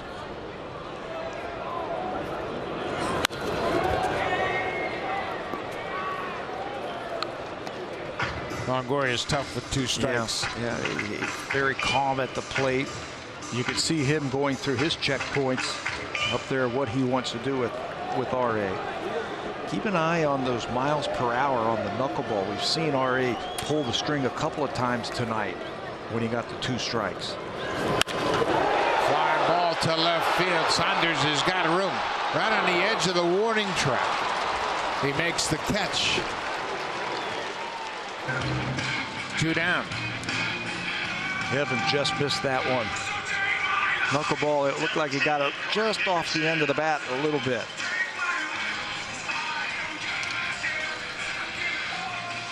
Quick visit to the mound by Josh Thole. Nobody knows Dickey better than Thole. They were together with the Mets, and he went out for some encouragement to Dickey. And R.A. has pitched out of some tough jams tonight. Yeah, first inning was one of them. Second and third, and just 1 out. Trying to wiggle off the hook right here. Minimize the damage. A run in, 2 aboard, 2 outs for Corey Dickerson. This is the difference in the Rays this year than the team that we saw last year. They've got some home run power, and they're never going to be out of a ball game. Every one of their starters tonight, except except Jennings, have hit double digits in home runs last year, so they can reach the seats. Dickerson hit 10 home runs for the Rockies in just 224 at bats.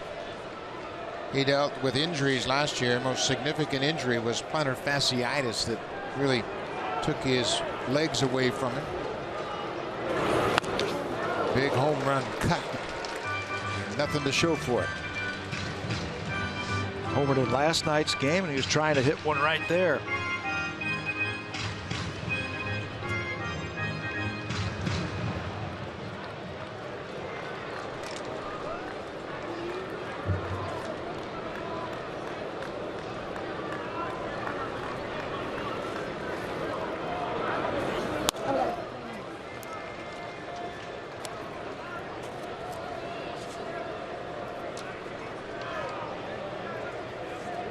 R.A. Dickey trying to close out the Rays here in the 5th.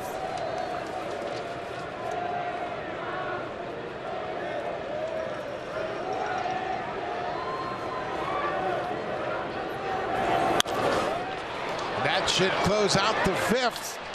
Donaldson calling for it. Dickerson pops out to end the inning. The Rays get a run, but they leave 2. We'll go to the 6th. The Blue Jays have a 5-2 lead. Edwin Encarnacion will lead things off. Then Troy Tulowitzki and Chris Colabello.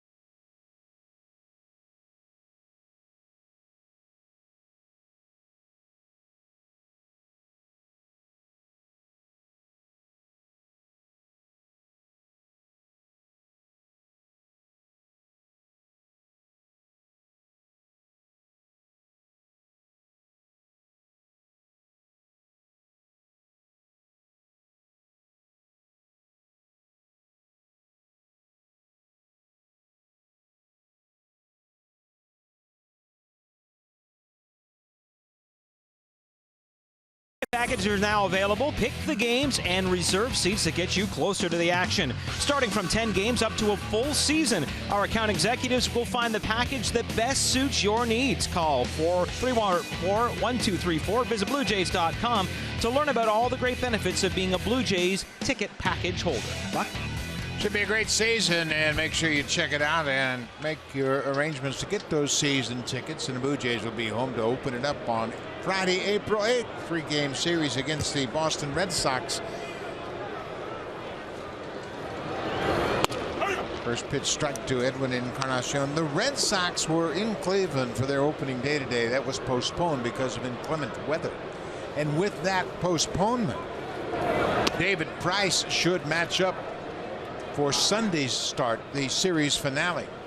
They have moved the knuckleballer Stephen Wright to Saturday. He and R.A. Dickey will match up on Saturday. Two knuckleballers. Yeah, how about that? Should be a lot of fun.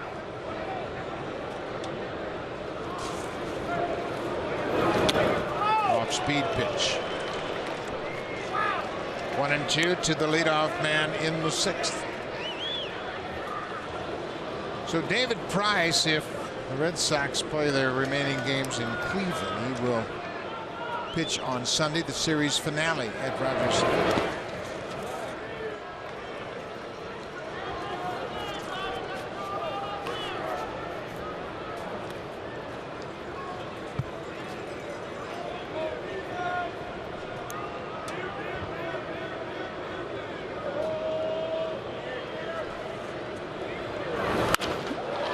Drive to left field, right at Desmond Jennings. That might have got in on Encarnacion a bit. Didn't get the full extension.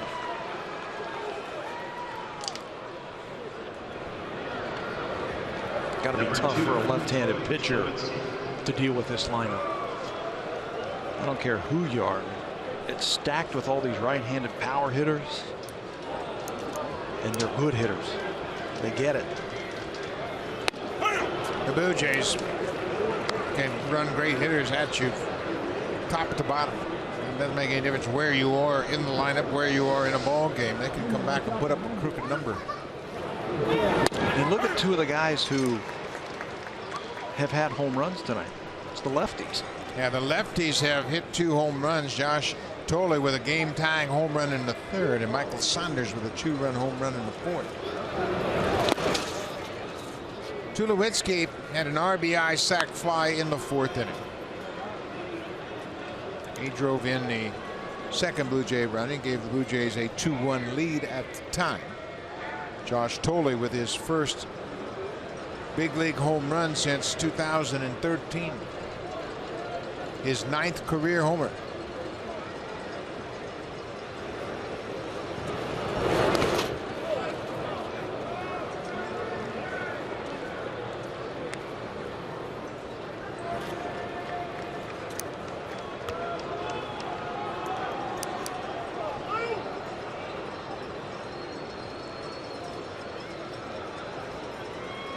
Josh Donaldson did not homer in spring training. It's one tonight.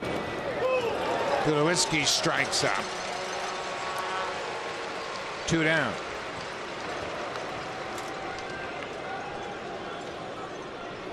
It's a first strikeout for Smyly since the 2nd. Chris Colabello looking for his first hit of the season. He's grounded out and popped out. Colabello is the one that hit that controversial foul out down the right field line that took 5 minutes to review. And that might be a key play. We were talking about it at the time that Drew Smyly spent about 5 minutes standing on the mound, didn't throw many pitches to stay loose. And after Colabello was called out, the next batter hit a home run. Michael Saunders hit a home run to deep center field. It was a long delay. It took 5 minutes and 3 seconds to get the review resolved. And then Michael Saunders took Drew Smyly deep to center.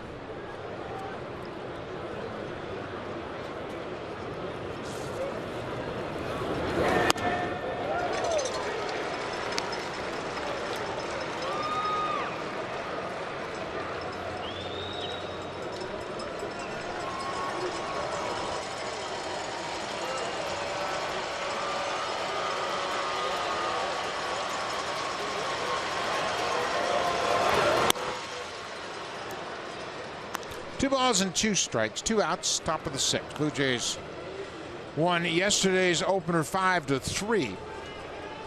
Troy Tulowitzki homered in that game. The Blue Jays have hit 3 home runs in tonight's ball game.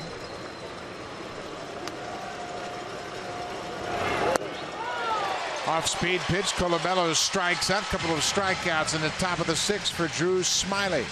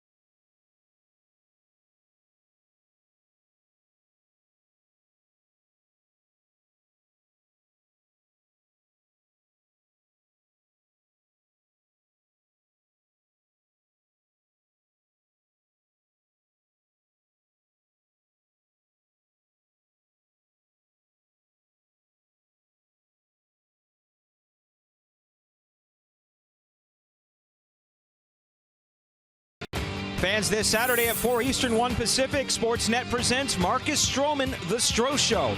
A look at Marcus's remarkable comeback from his ACL injury, from being told his season was over before it began to being back pitching in September. He said his return would be legendary, and it was. This Saturday on Sportsnet. It's still a pretty remarkable story when you think about it, Buck.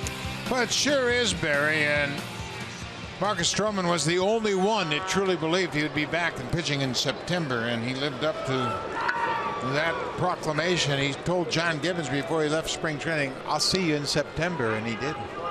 And speaking of Marcus, this is the point in the game yesterday where he got stronger and stronger. 5th, 6th, 7th, and 8th inning, 3 up, 3 down. Are you surprised R.A. Dickey is back to start this inning? Not really, because he pitched out of trouble in that last inning, but I'll tell you what, he's going to be on a short leash. I think John Gibbons is feeling that he might be getting towards the end of his first start of the season. He's got some action down in that bullpen, and if a runner gets on base, I think we might see a pitching change. R.A. Dickey did not pick up his first road win of 2015 until his 10th start, July 23rd, before he had a win on the road. He won just 2 of his 16 road starts a year ago.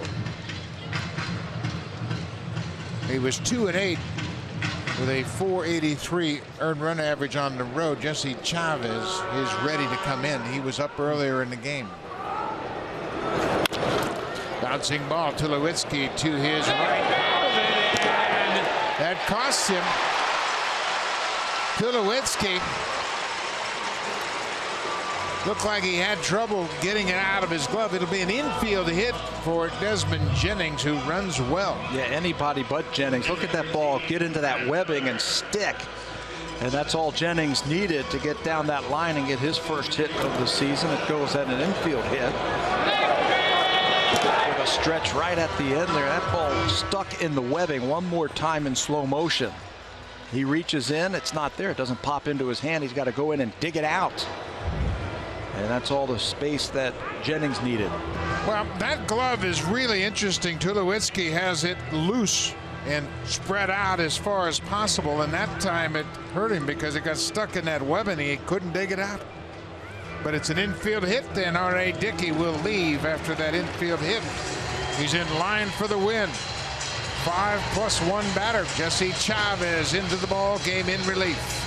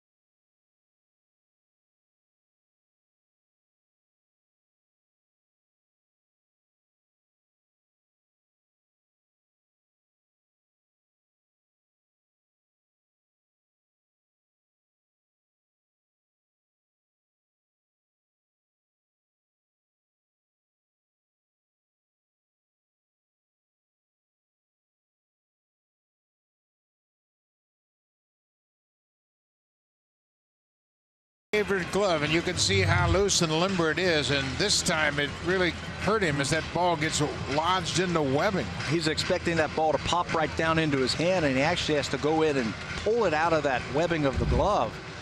And that's all Desmond Jennings needed to get down that line for a leadoff single. You can see that's a gamer, an old gamer. Jesse Chavez for the first time as a Blue Jay this season.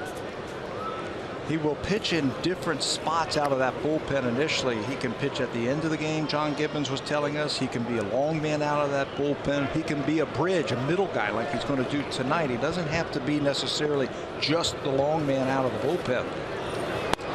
Chavez pitched in 9 games for the Blue Jays in 2012. He made 2 starts. He's had parts of 8 seasons in the big leagues, and he started out with the Pittsburgh Pirates in 2008. Those 3 straight balls to Brad Miller. Gibby was actually saying the other day that he could actually fill the role that Liam Hendricks filled last year with the Blue Jays, and they were traded for each other this offseason. A 4-pitch walk, 2 on, nobody out. Let's check in with Jamie Campbell. He's got an update for us. Number 20, Steven Souza Jr.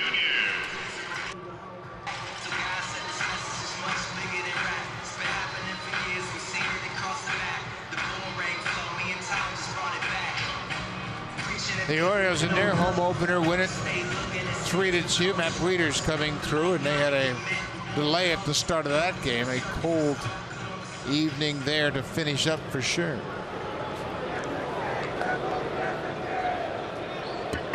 58 degrees and rainy. I love domes. I'll take the 72 and very comfortable. Thank you very much. Still nobody out. Steven Souza Jr. takes a strike.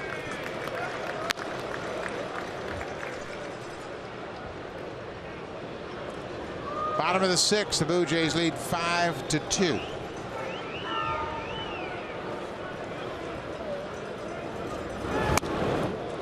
Jesse Chavez was a 42nd round pick by the Texas Rangers in 2002. He has beat the odds for sure. He mentioned his time with the Blue Jays. He says he didn't understand himself when he was here the first time. Now he understands his body and his ability to throw strikes. Slow breaking ball. Tulowitzki gets 1. They return not in time. They get the runner at second on the force out. Miller's retired. Jennings goes to third. Souza's at first. Home Hardware and Building Center locations. Proud partners of the Toronto Blue Jays. Homeowners helping homeowners with expert advice.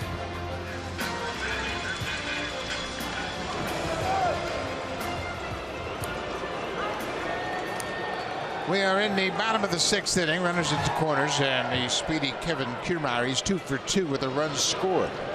Tough man to double up. Little looper into right. That's going to drop for a base hit. Bautista trying to get the force at second. Souza had to hold up to make sure it was down safely. Jennings comes in to score. Kiermaier's 3 for 3. Some of his best games have been against the Blue Jays in his very young career. He looks very comfortable against Toronto. Already 2 for 2 tonight. He doesn't waste any time against Jesse Chavez, dropping this ball in front of Bautista to drive in the Rays' 3rd run of the night. Souza had to hold up momentarily to see if that ball was going to drop, and Bautista comes up firing. So that closes the books on R.A. Dickey. He goes 5+ a batter. Charged with 3 runs on 6 hits, a couple of walks and 3 strikeouts. Kurt Casale singled his last time up, got a ground ball base hit up the middle.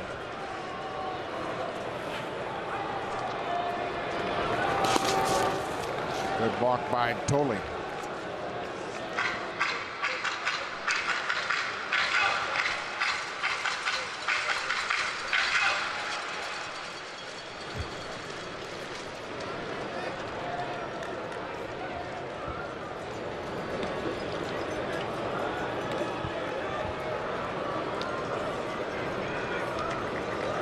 Blue Jays middle infielder at double play depth. Casale, the number 9 hitter. Chavez and Tolle having a tough time getting their heads together.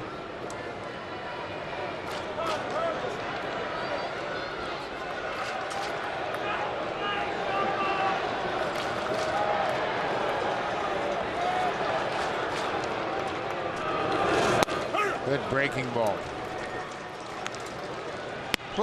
Blue Jays bullpen is up and throwing. The right-hander is Arnold Leon. The lefty is the newly acquired Franklin Morales. Double barrel action for the Jays. And the guy sitting down behind them, Roberto Osuna, taking it easy. There's that cutter. Yeah, you mentioned Jesse's learned a lot about pitching since he was with the Blue Jays the last time. He told me in spring training that for 8 years he didn't throw his curveball. He was more of a slider. Remember, he was a sidearm type of pitcher. He was a fastball slider type of pitcher. Kansas City tried to make him a sidearm type of pitcher, and he didn't throw a curveball. Now that's a big part of what he does. Good fastball. Big strikeout for Jesse Chavez. That's the second out of the inning. He can take that cutter and he can put it on the outside corner to righties like he does right here. Look at that thing just move underneath the bat. He can also take it and backdoor it to lefties. Combined with a good overhand curveball and a fastball. He's going to be a valuable guy coming out of that bullpen for the Blue Jays this year. Pete Walker checking on the status of the left-hander Franklin Morales with Morrison on deck. Forsythe late on that fastball. A lot of late movement on that cutter.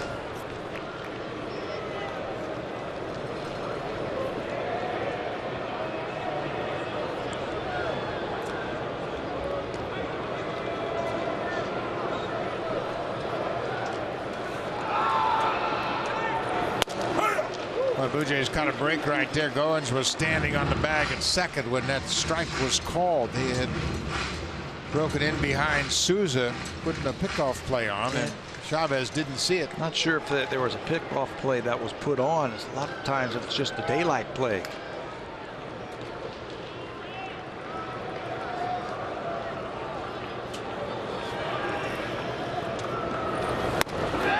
Jesse Chavez with back-to-back strikeouts gets out of it in the 6th. The Rays score a run, but Chavez using that good fastball strikes out Casale, strikes out Forsythe to end the threat.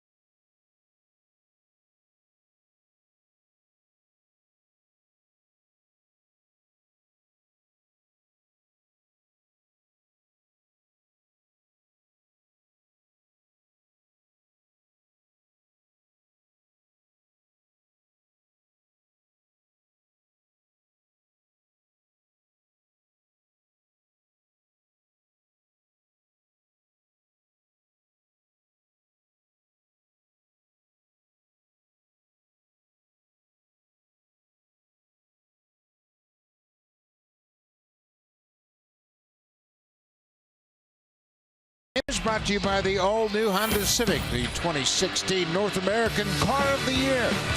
Remember when spring training started, Michael Saunders supposedly was going to be traded. Well, I think the Blue Jays are going to be happy that they didn't.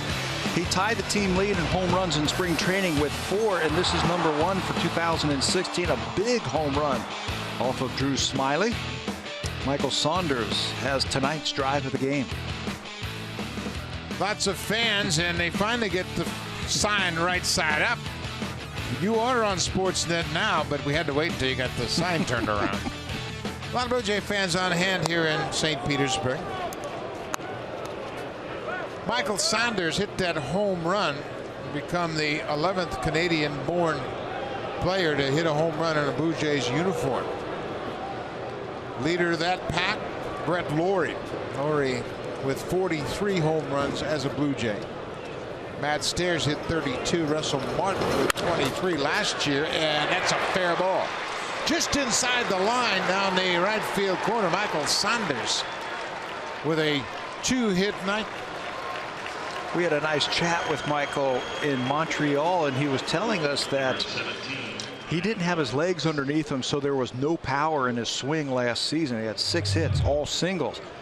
Well, you can see the health that he has this year already in a couple of ball games, just out of the reach of Morrison down the line for extra bases. Evan Longoria came in to have a chat with Drew Smyly about the possibility of a bunt. You can see Longoria is shortened up at third.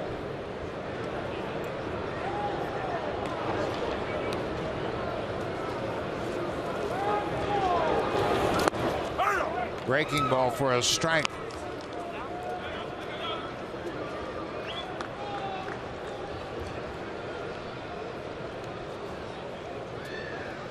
Ryan has improved his bunting. That was a big part of his game. You have to do that down at the bottom of that lineup. If he is still sacrificing here, try and make Evan Longoria, the third baseman, field this ball. He had 7 sacrifice bunts a year ago, and this one's driven to left, but Desmond Jennings was shaded in that direction. He hit it hard, but right to the left fielder. He's improved his at-bats versus left-handed pitching also. That time the Rays had him played perfectly.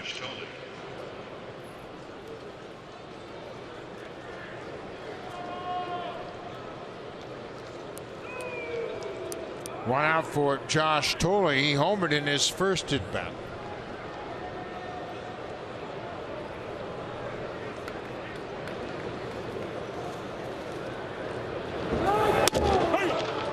Inside strike.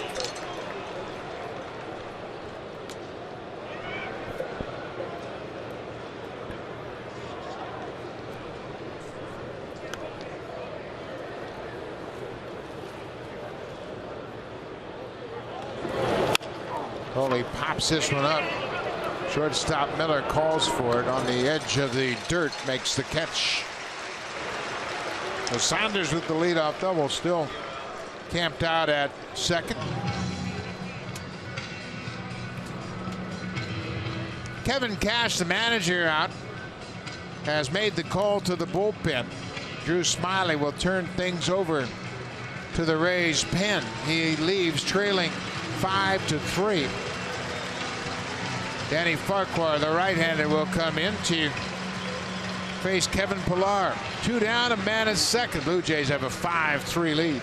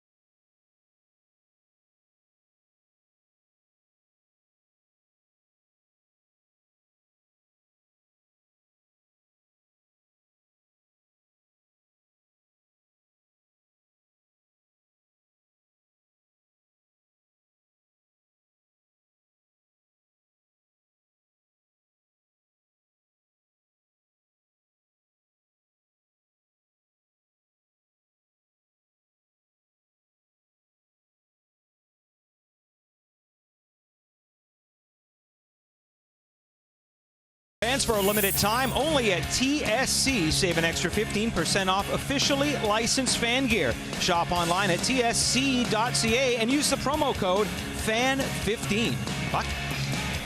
Thank you very much, Barry Davis, as Danny Farquhar comes in to make his first appearance of the season.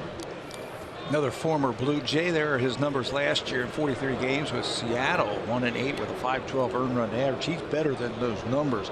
He has closed games in the past for the Seattle Mariners. He comes right after you. He throws a lot of cutters. First pitch strike to Kevin Pillar.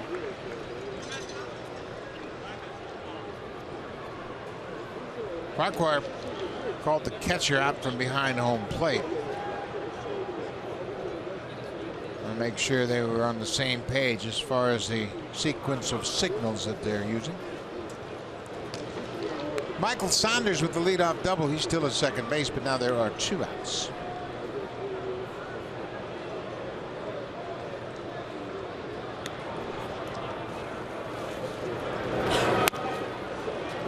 Farquhar, now 29 years old. He's from Florida, but he makes his home now in California. He got a cup of coffee with the Blue Jays in 2011. Appeared in 3 ball games that season.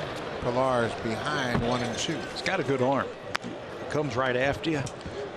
At times he'll be tough on right-handers with that crossfire motion, with that cutter. Looking back on his stats for 2015, he threw that cutter 46% of the time, so that's something you can look for quite often. Popped up back over the screen and out of play. Danny Farquhar was traded by the Blue Jays to Oakland for Rajay Davis. And then the Blue Jays reacquired him in another trade. They sent David Percy to Oakland for Farquhar to get him back. His finest season came in 2013 with Seattle when he had 16 saves.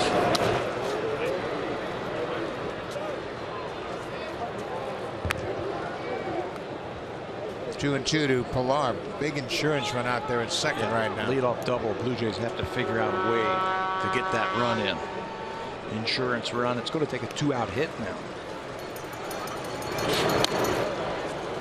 Kevin Pillar lays off that inside pitch.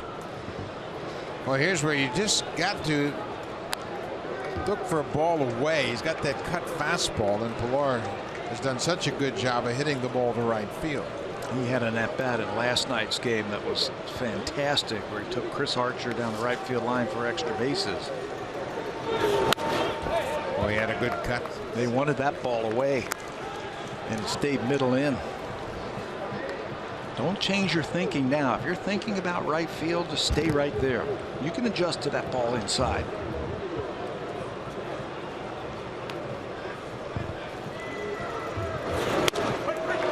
There's that ball outside. Farquhar paints that outside corner to strike out Pillar. A leadoff double by Saunders, and they couldn't cash it in.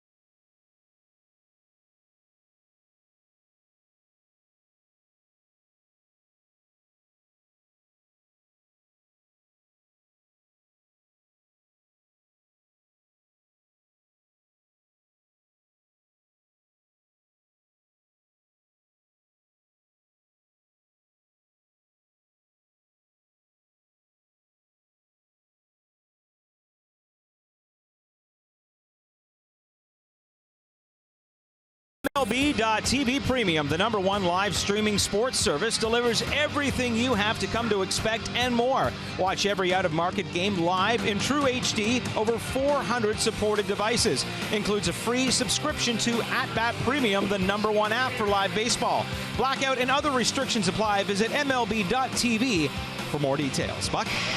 Thank you very much, Barry Davis. And the new pitcher is Brett Cecil, making his first appearance of the season. Cecil had a terrific year last season. Look at some of those numbers. A 5-5 record, 248 earned run average. Both righties and lefties hit under 200 against Brett. Justin Smoke now into the ball game defensively over at first base. Pinch hitter is Stephen Pierce, who is making his Rays debut. They brought him in for some pop against left-handed pitching.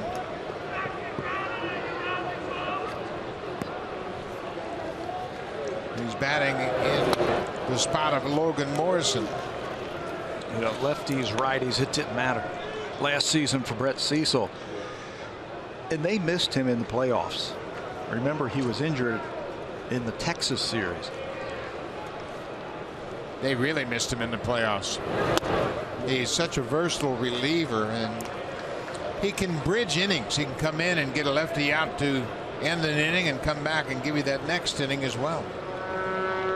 What makes him so tough is he's been unpredictable with that curveball. There it is. Throws it when he's behind in the count. He's got tremendous confidence in that hook. He can throw it any time. It doesn't make any difference. Lefty, righty batters, he'll throw it to anybody.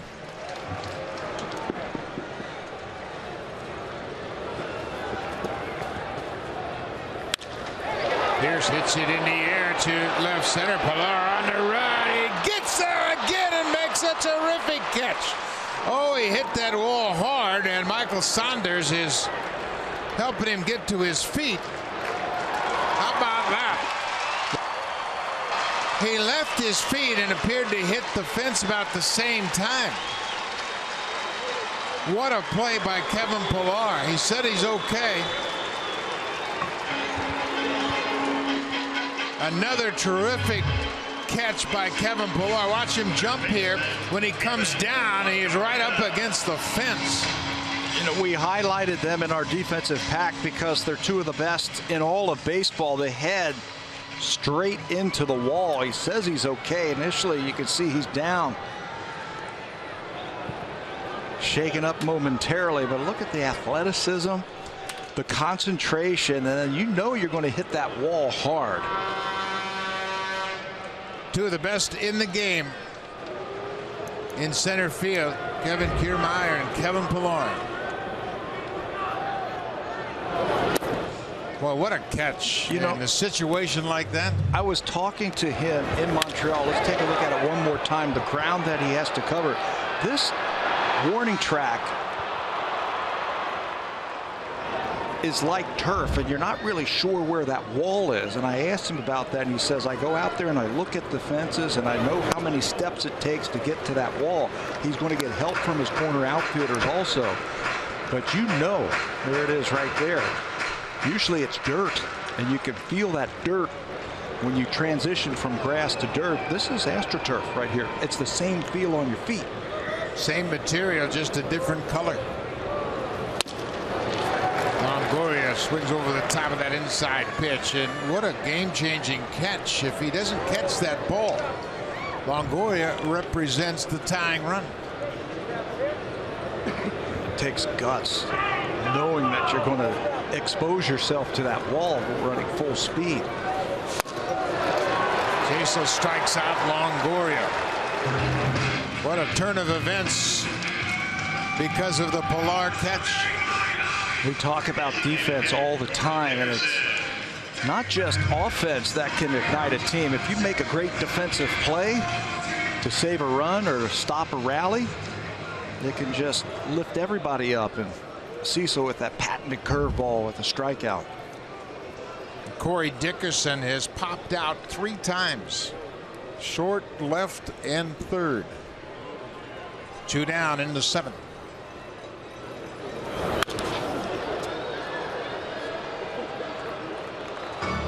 This Blue Jays ball club takes a tremendous amount of pride in their defense. We saw it last night with Tulowitzki at short. Tonight it is Kevin Pillar in center. He said this offseason he's going to take that Gold Glove away from Kevin Kiermaier.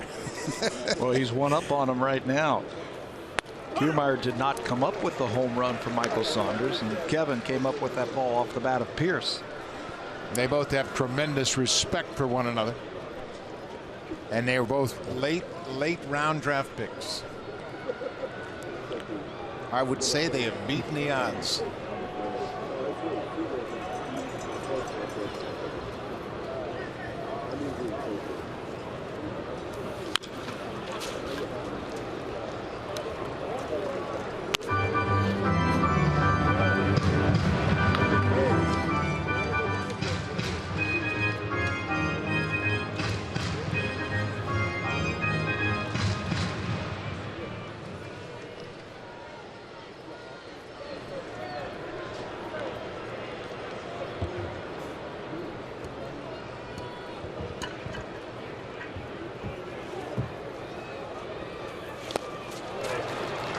There's the strikeout, the throw to first to complete the strikeout, and Cecil with the 1-2-3 inning, helped out by his center fielder.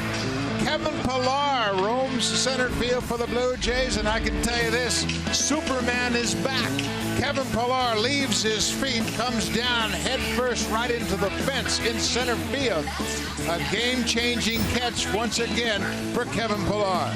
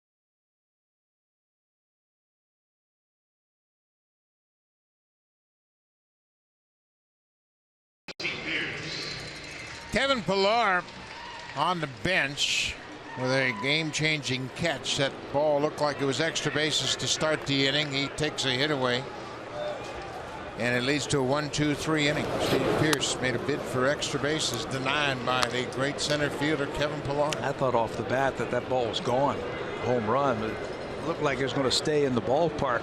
On those, you just keep an eye on the outfielder and the determination from Pillar after that play. I mean, if it stays in the ballpark, he's going to make an attempt on it. Josh Donaldson has homered in 3 at-bats. His first home run of the season came in the 5th.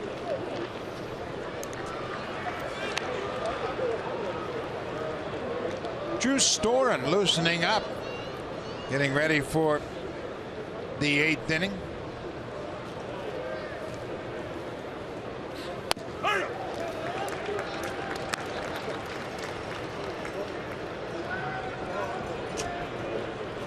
Three-one count. He homered on this count last time up. Ball 4.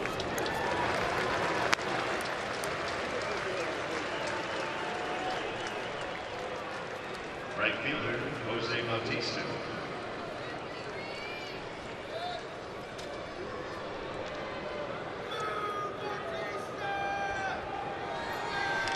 Man aboard for Jose Bautista. He singled and scored in the fourth.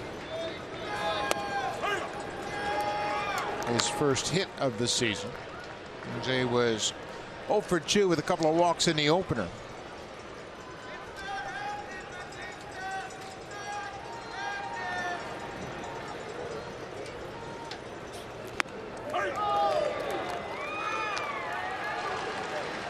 Jose not real happy with that one, but it was a strike. The outfield playing very deep with Bautista. That is Steven Souza in right field, about 3 steps off the warning track in right field. You're the runner at first base. Make a note of that. Anything on the ground to right field, you can go first to third. Yeah, and it doesn't really make any difference if it's right at him. You can still go first to third because he's going to have a long run to come in and get it. Donaldson, you can bet he picked up on that. Yeah.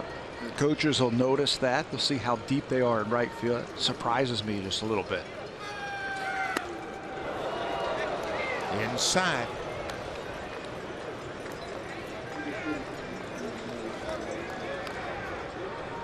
Blue Jays have hit 3 home runs this evening. Tolley, Saunders, and Josh Donaldson. Bautista with a line drive to center. Donaldson will stop at second.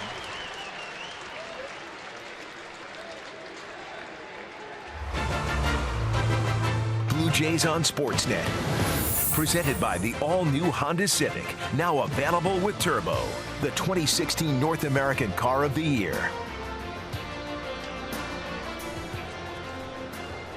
Blue Jays threatening here in the top of the 8th.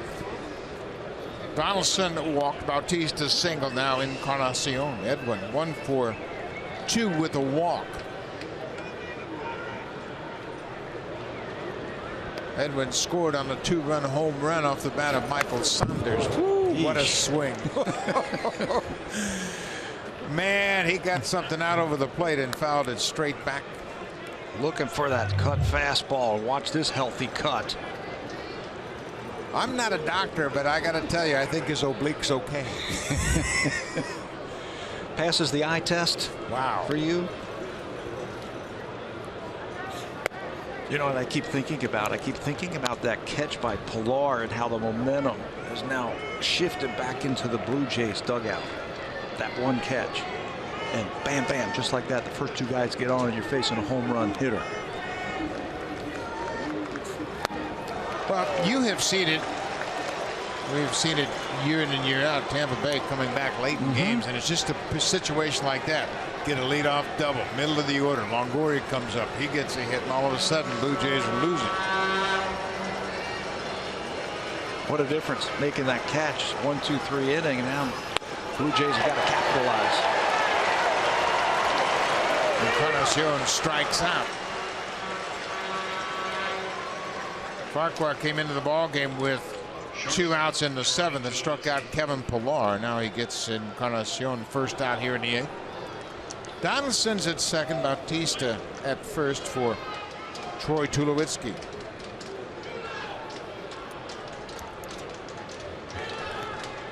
Tulo homered in the 8th in yesterday's game.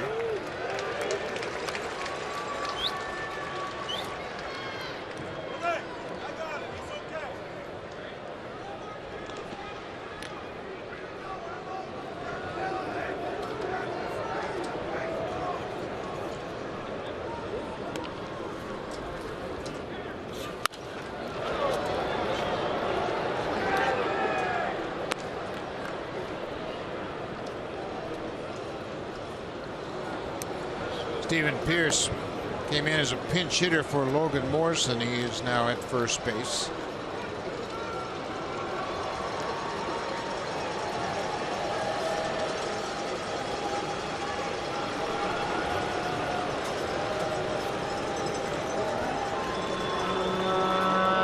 Blue Jays threatened last inning with the leadoff double, couldn't score. They got the first 2 on here in the 8th inning.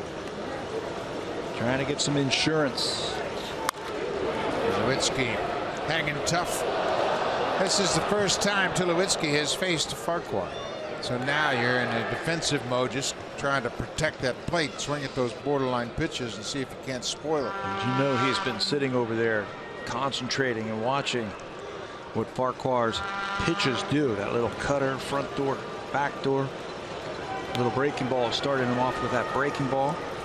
Got a piece of it. Took a little something off of that one. They've got the scouting reports, and they'll go to their teammates and talk about what the ball is doing, exchanging that information. But it doesn't replace standing in that batter's box and seeing it for yourself. But with each pitch, Tulowitzki's getting better and better. Getting the movement, the release point, the break. Ball sailed up and away.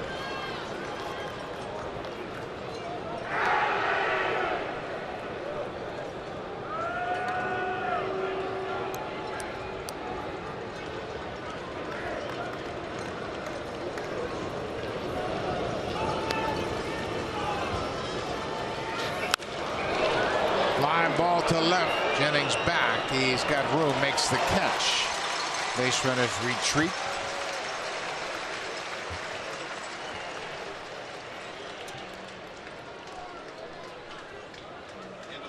Now Kevin Cash with Justin Smoke into the game as a defensive replacement coming to the plate. Cash has come to the mound. So Farquhar gets Tulowitzki. Now they'll turn Smoke around. Eddie Romero, the left-hander, will come in to face Justin Smoke, who's a switch hitter. And he'll turn around and bat right-handed. 2 on, 2 outs.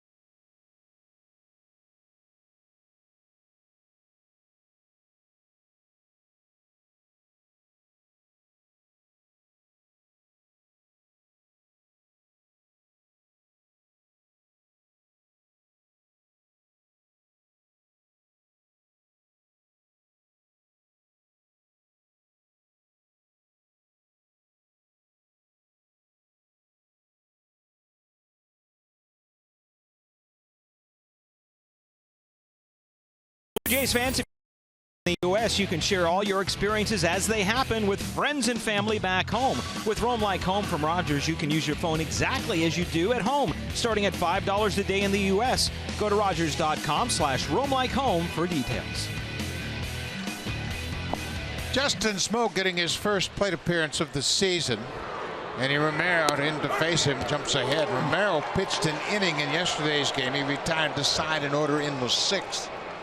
3 up, 3 down. There are his numbers last season in 23 ball games. Romero, they have just simplified things with him. Said, hey, just throw your fastball. Use it. He's got a good fastball, lively arm. He spent parts of 8 seasons in the minor leagues. So he paid his dues, and he wants to stay. Justin Smoke, switch hitter, hit .256 last season, batting against lefty pitchers, but he had just 39 at bats. He had 4 home runs, 4 of his 18. Came batting from the right side. Oh, he had a good swing. Pitch was up and away.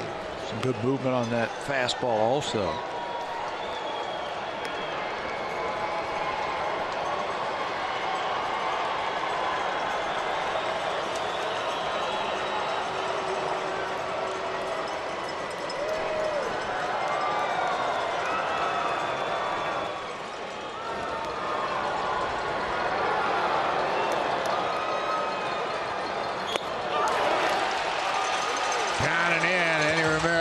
strikes out Smoke. The Blue Jays leave a pair. We'll go to the bottom of the 8th. 5-3 Jays. Now time for a Blue Jays Central update from the Samsung broadcast studio. Here's Jamie Campbell and Greg Zorn.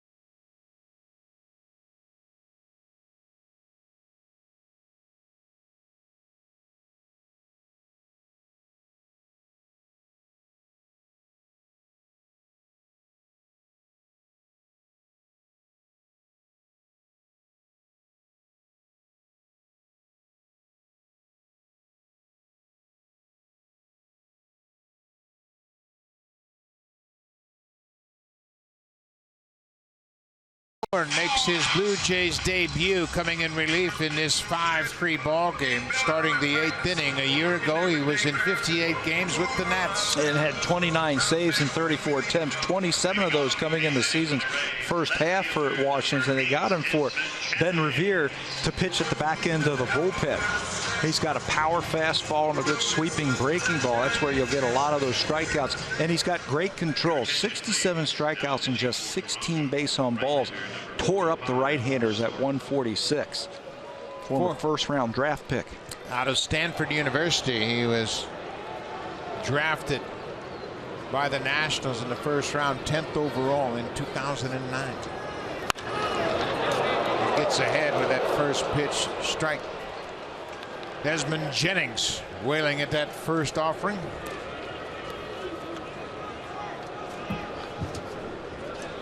R.A. Dickey, the starter, is the pitcher of record for the Blue Jays.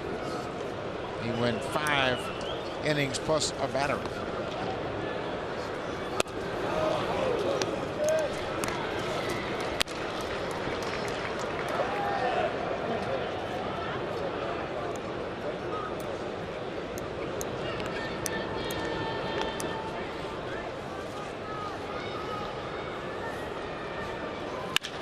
Ground ball in the hole through to left field. Jennings, a leadoff single.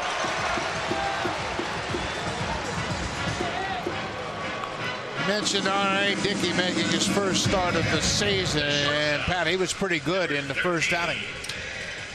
Man on a mission, that's what I see from R.A. Dickey this year.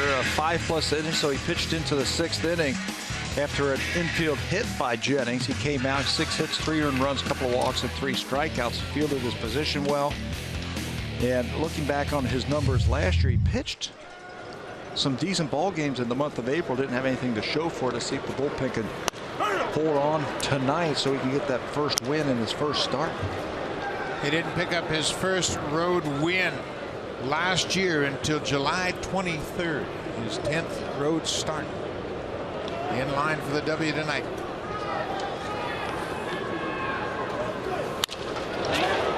Popped in the air. The law coming in a few steps there. Miller's retired.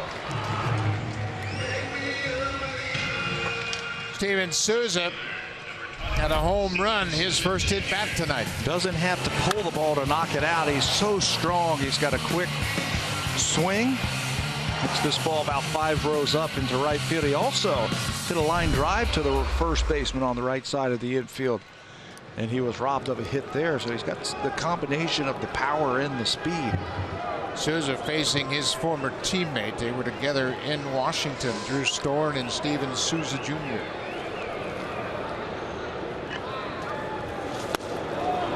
Souza came up for the first time in the big leagues in 2014.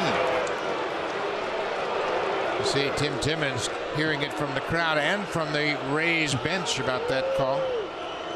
Well, let's see what he saw from the side. It's a breaking ball first pitch. Souza, a free swinger. That's a swing. Yeah, it's far enough for me.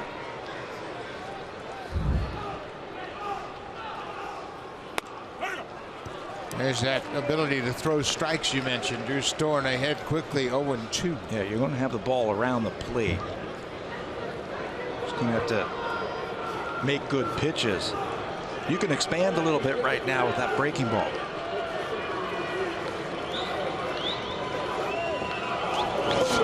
There it is. Good pitch. He didn't chase.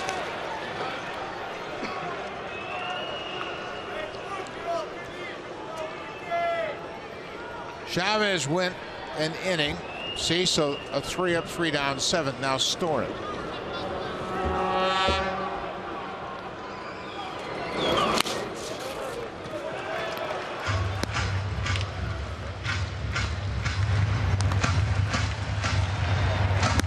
Steve Geltzy, right-hander. Xavier Cedeno, the left-hander.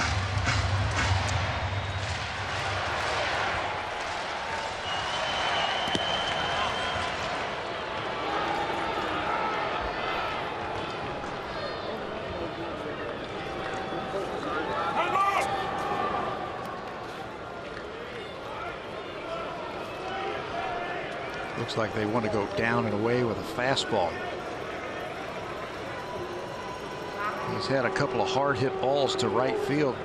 Going to have to be a good pitch. Got it. Elevated and got the strikeout. Storen made some good pitches in that sequence of pitches. Gets the strikeout. Well, they kept the ball away from him, respecting his power, but he's got power to all fields.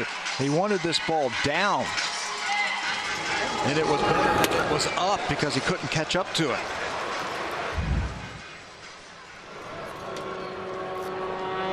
Kevin Kiermaier, he's had a perfect night at the plate.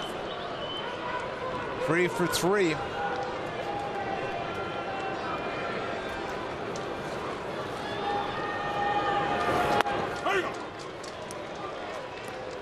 Boy, when you're pitching in the late innings, it is such an advantage to throw strike one, especially against guys that haven't seen you much.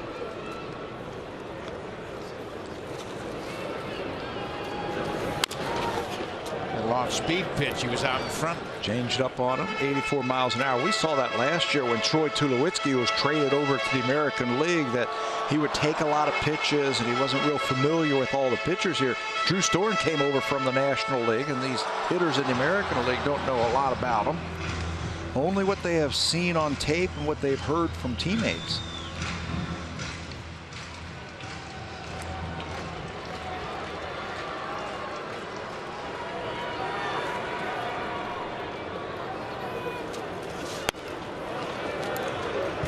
Kiermaier showing good discipline there, laying off that breaking ball. I think the whole Tampa Bay Ray team has shown a lot more discipline tonight at the plate than what we saw in last night's game. Now, I know Marcus Stroman's not dotting the corners tonight. There goes Jennings. Pitch is up and away. The throw is in the dirt into center. Jennings moves to third on the air by Tolley. Stolen base and an error.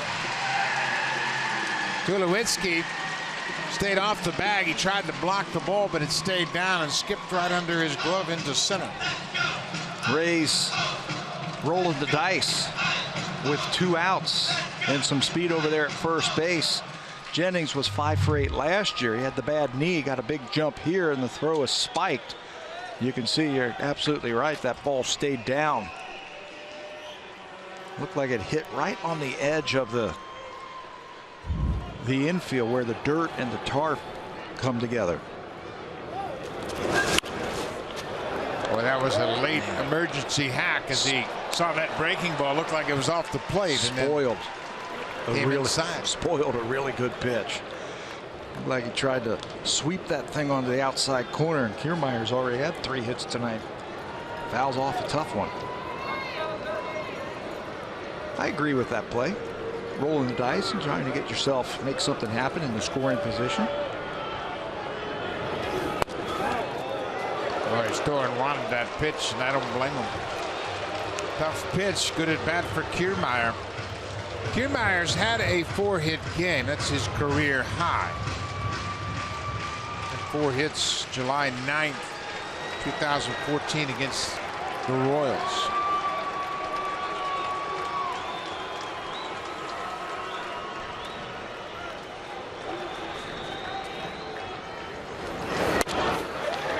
Wow. Kiermaier works the walk. A couple of tough pitches. Storen didn't get the call. We mentioned the strike zone early in this game. Paul Elmo's always had a conservative strike zone. Last night, Mike Everett has a reputation of having a bigger strike zone. Paul Elmo has a reputation of having a smaller strike zone. That one just off the plate, and that'll bring a pinch hitter. Hank Conger, the starter behind the plate opening day, is a switch hitter. You know, he's called upon to hit for Casale here in this situation. So now the dilemma for Kevin Cash. You put the reins on Kiermaier at first. He represents the tying run. 18 stolen bases last year for Kiermaier. So you have some choices there. You might want to let this guy swing.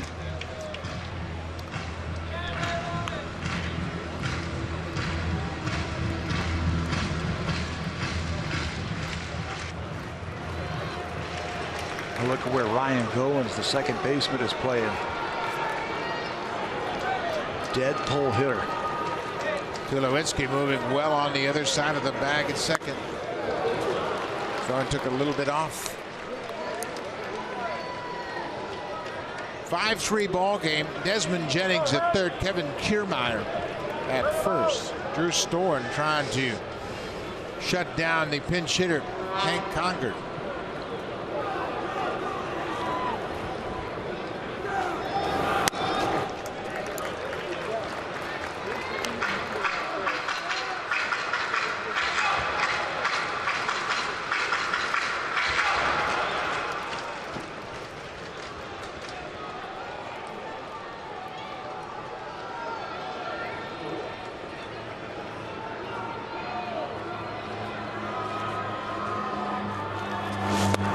Breaking ball inside. You know, I think if you want to throw a fastball to Hank Conger, I think you got to keep it away from him. He showed last night that he can get the head out, and he's looking for a ball. He's right on top of the plate. He's looking to yank the ball to right field. Conger has faced Storen. He's 2 for 5 with a home run. Pulled, just foul. I mean, look at that swing. Yeah, he's thinking about inner half. He wants something he can jerk. He's got his front foot open at the plate. He's right on top of the plate, and he's looking for something middle in that he can elevate and get to right field. So if you're going to use that fastball, keep it away from him.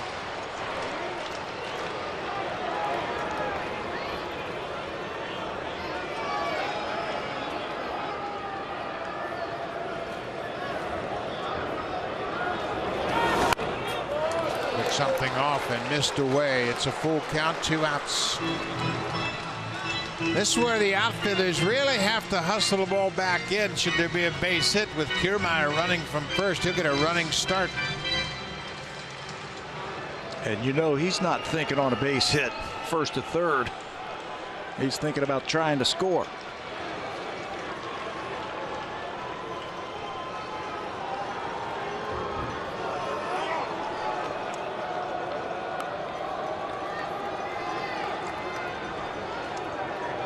Three infielders on the first base side of second. Tulowitzki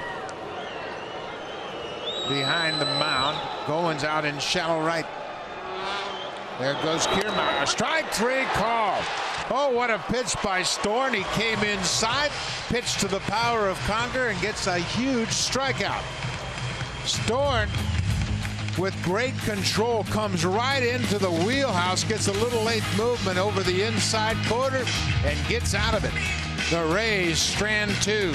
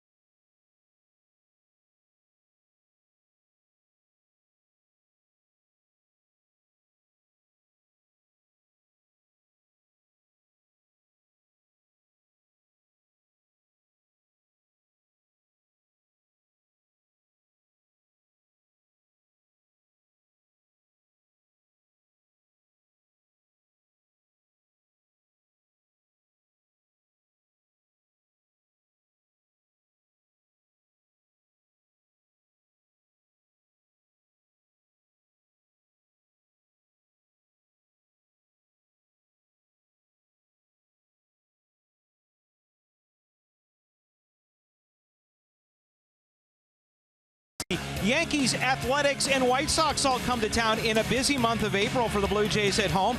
Go to BlueJays.com for tickets. And Buck, with the rain out today for the Red Sox, actually snow out, there's a very good chance, unless they get snowed out again, that we'll see David Price pitch in that series. And it's also setting up for a battle of knuckleballers with Dickey going up against Wright. The first time two knuckleballers have faced each other since 2000. Pretty interesting matchup should the Red Sox play in Cleveland, and the weather has been nasty all up in the Northeast. Steve Geltz comes in to pitch, and he was busy last year. He made 70 appearances for Tampa Bay. 67 in the third inning. We have a new battery. Geltz being one of them. There are his numbers. He's got a good fastball right over the top. He's a fly ball pitcher. There's the other half of the battery. Hank Conger stays in there and will catch the ninth inning. Michael Saunders has had a good night at the plate. He went 2 for 3 against the lefty Drew Smyly at his first home run in the Blue Jays uniform, and added a double in the 7th. His first 2 hits of the season, a home run and a double.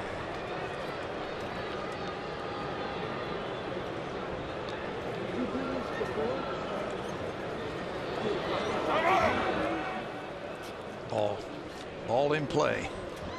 Got loose down in the Blue Jays bullpen as Osuna, the closer, is loosening up, and looks like Gavin Floyd's getting some work in. But Osuna, the closer. And Saunders was late on that fastball. That's the thing about Steve Geltz. He's got a good fastball, and he's got some hop to it. It seems like it gains momentum as it's getting towards home plate. There's talk about the ball's got some hop on its way towards the plate.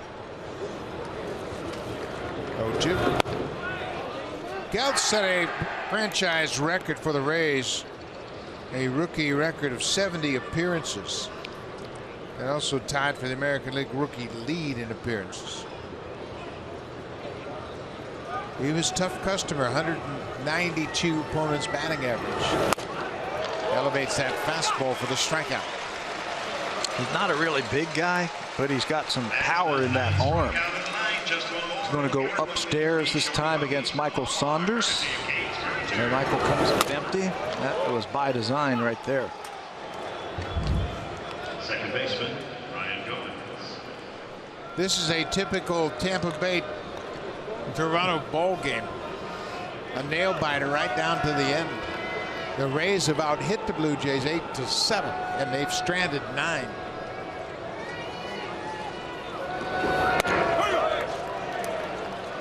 Ryan Goins in the 8th spot tonight, 0 for 3.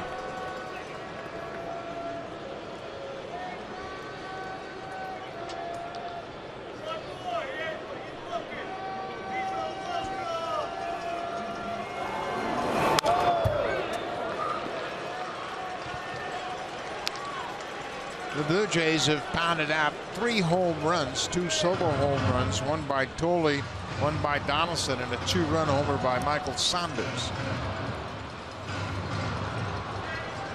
The Rays got a solo home run from Steven Souza Jr. in the 2nd. That came off R.A. Dickey. Bounce back toward the mound. Goins is retired, 2 down. You talk about a typical game. This is a typical game. Good pitching. Some nice defense. Blue Jays have been just a little bit better stranding those runners. Rays have had their opportunities. Blue Jays have come up with some big pitches. R.A. Dickey did a good job pitching around some damage early on. Josh Tolley, he had his first big league home run since 2013 in his first at bat of the season in the 3rd. His 9th career home run.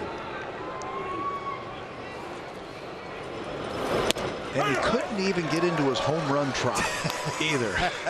Did he? He had to wait at second base for a while. On the field, the ruling by second base umpire Laz Diaz was that it was fan interference, and it was ruled a ground rule double. review declared it a home run. It's a high fly to left. That'll do it. Steve Geltz retires the side in order. It'll be the top of the order for Tampa Bay. Roberto Osuna, the closer. One save in the books. Looking for number 2 tonight.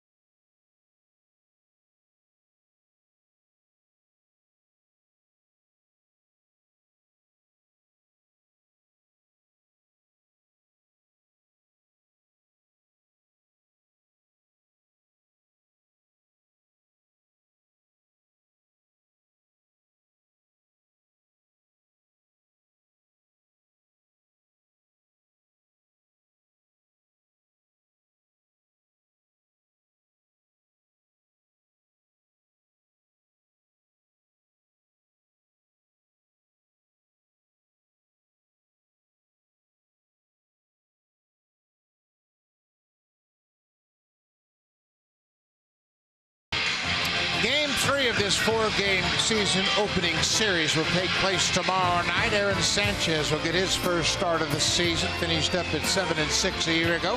Be opposed by Jake Odorizzi, 9-9 with a very good ERA, 3.37, and made 28 appearances for the Rays. Good pitching matchup in Game 3. Well, that's what you're going to get when these two teams get together and mix it up. You're going to get good pitching all the way to the 4th starter.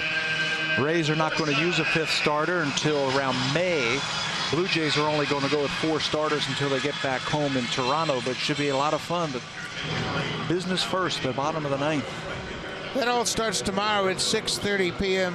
with the pregame show. Jamie Campbell and Greg Zahn will set things up for you on Blue Jays Central. Roberto Osuna, for the 2nd time this season, picked up a save in Game 1.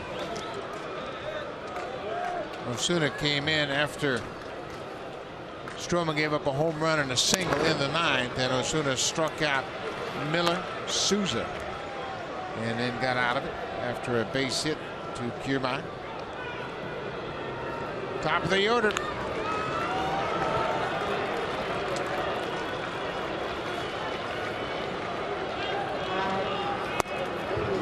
Boy, Osuna's got a good fastball again tonight. It's free and easy, but when it comes out of his hand, it's electric.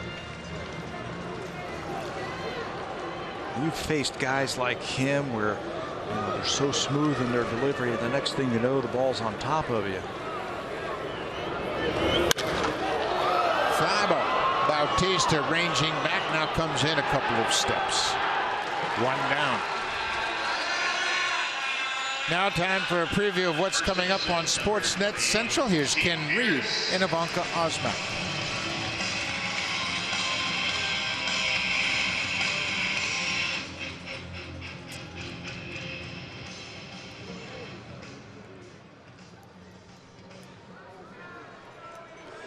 Thank you very much, Ivanka. Great to be back with you two again. That's all coming up right after this game. Stephen Pierce came on as a pinch hitter in the 7th to face Brett Cecil, and he hit a shot to the wall in left center that Kevin Pillar ran down, made a spectacular catch for the first out of the 7th. Certainly changed the momentum right there with that catch. He left his feet, and when he came down, he slammed into the wall head first. Scary. Yeah, it was scary, but Says, I have a feel for that wall when I'm getting close to it.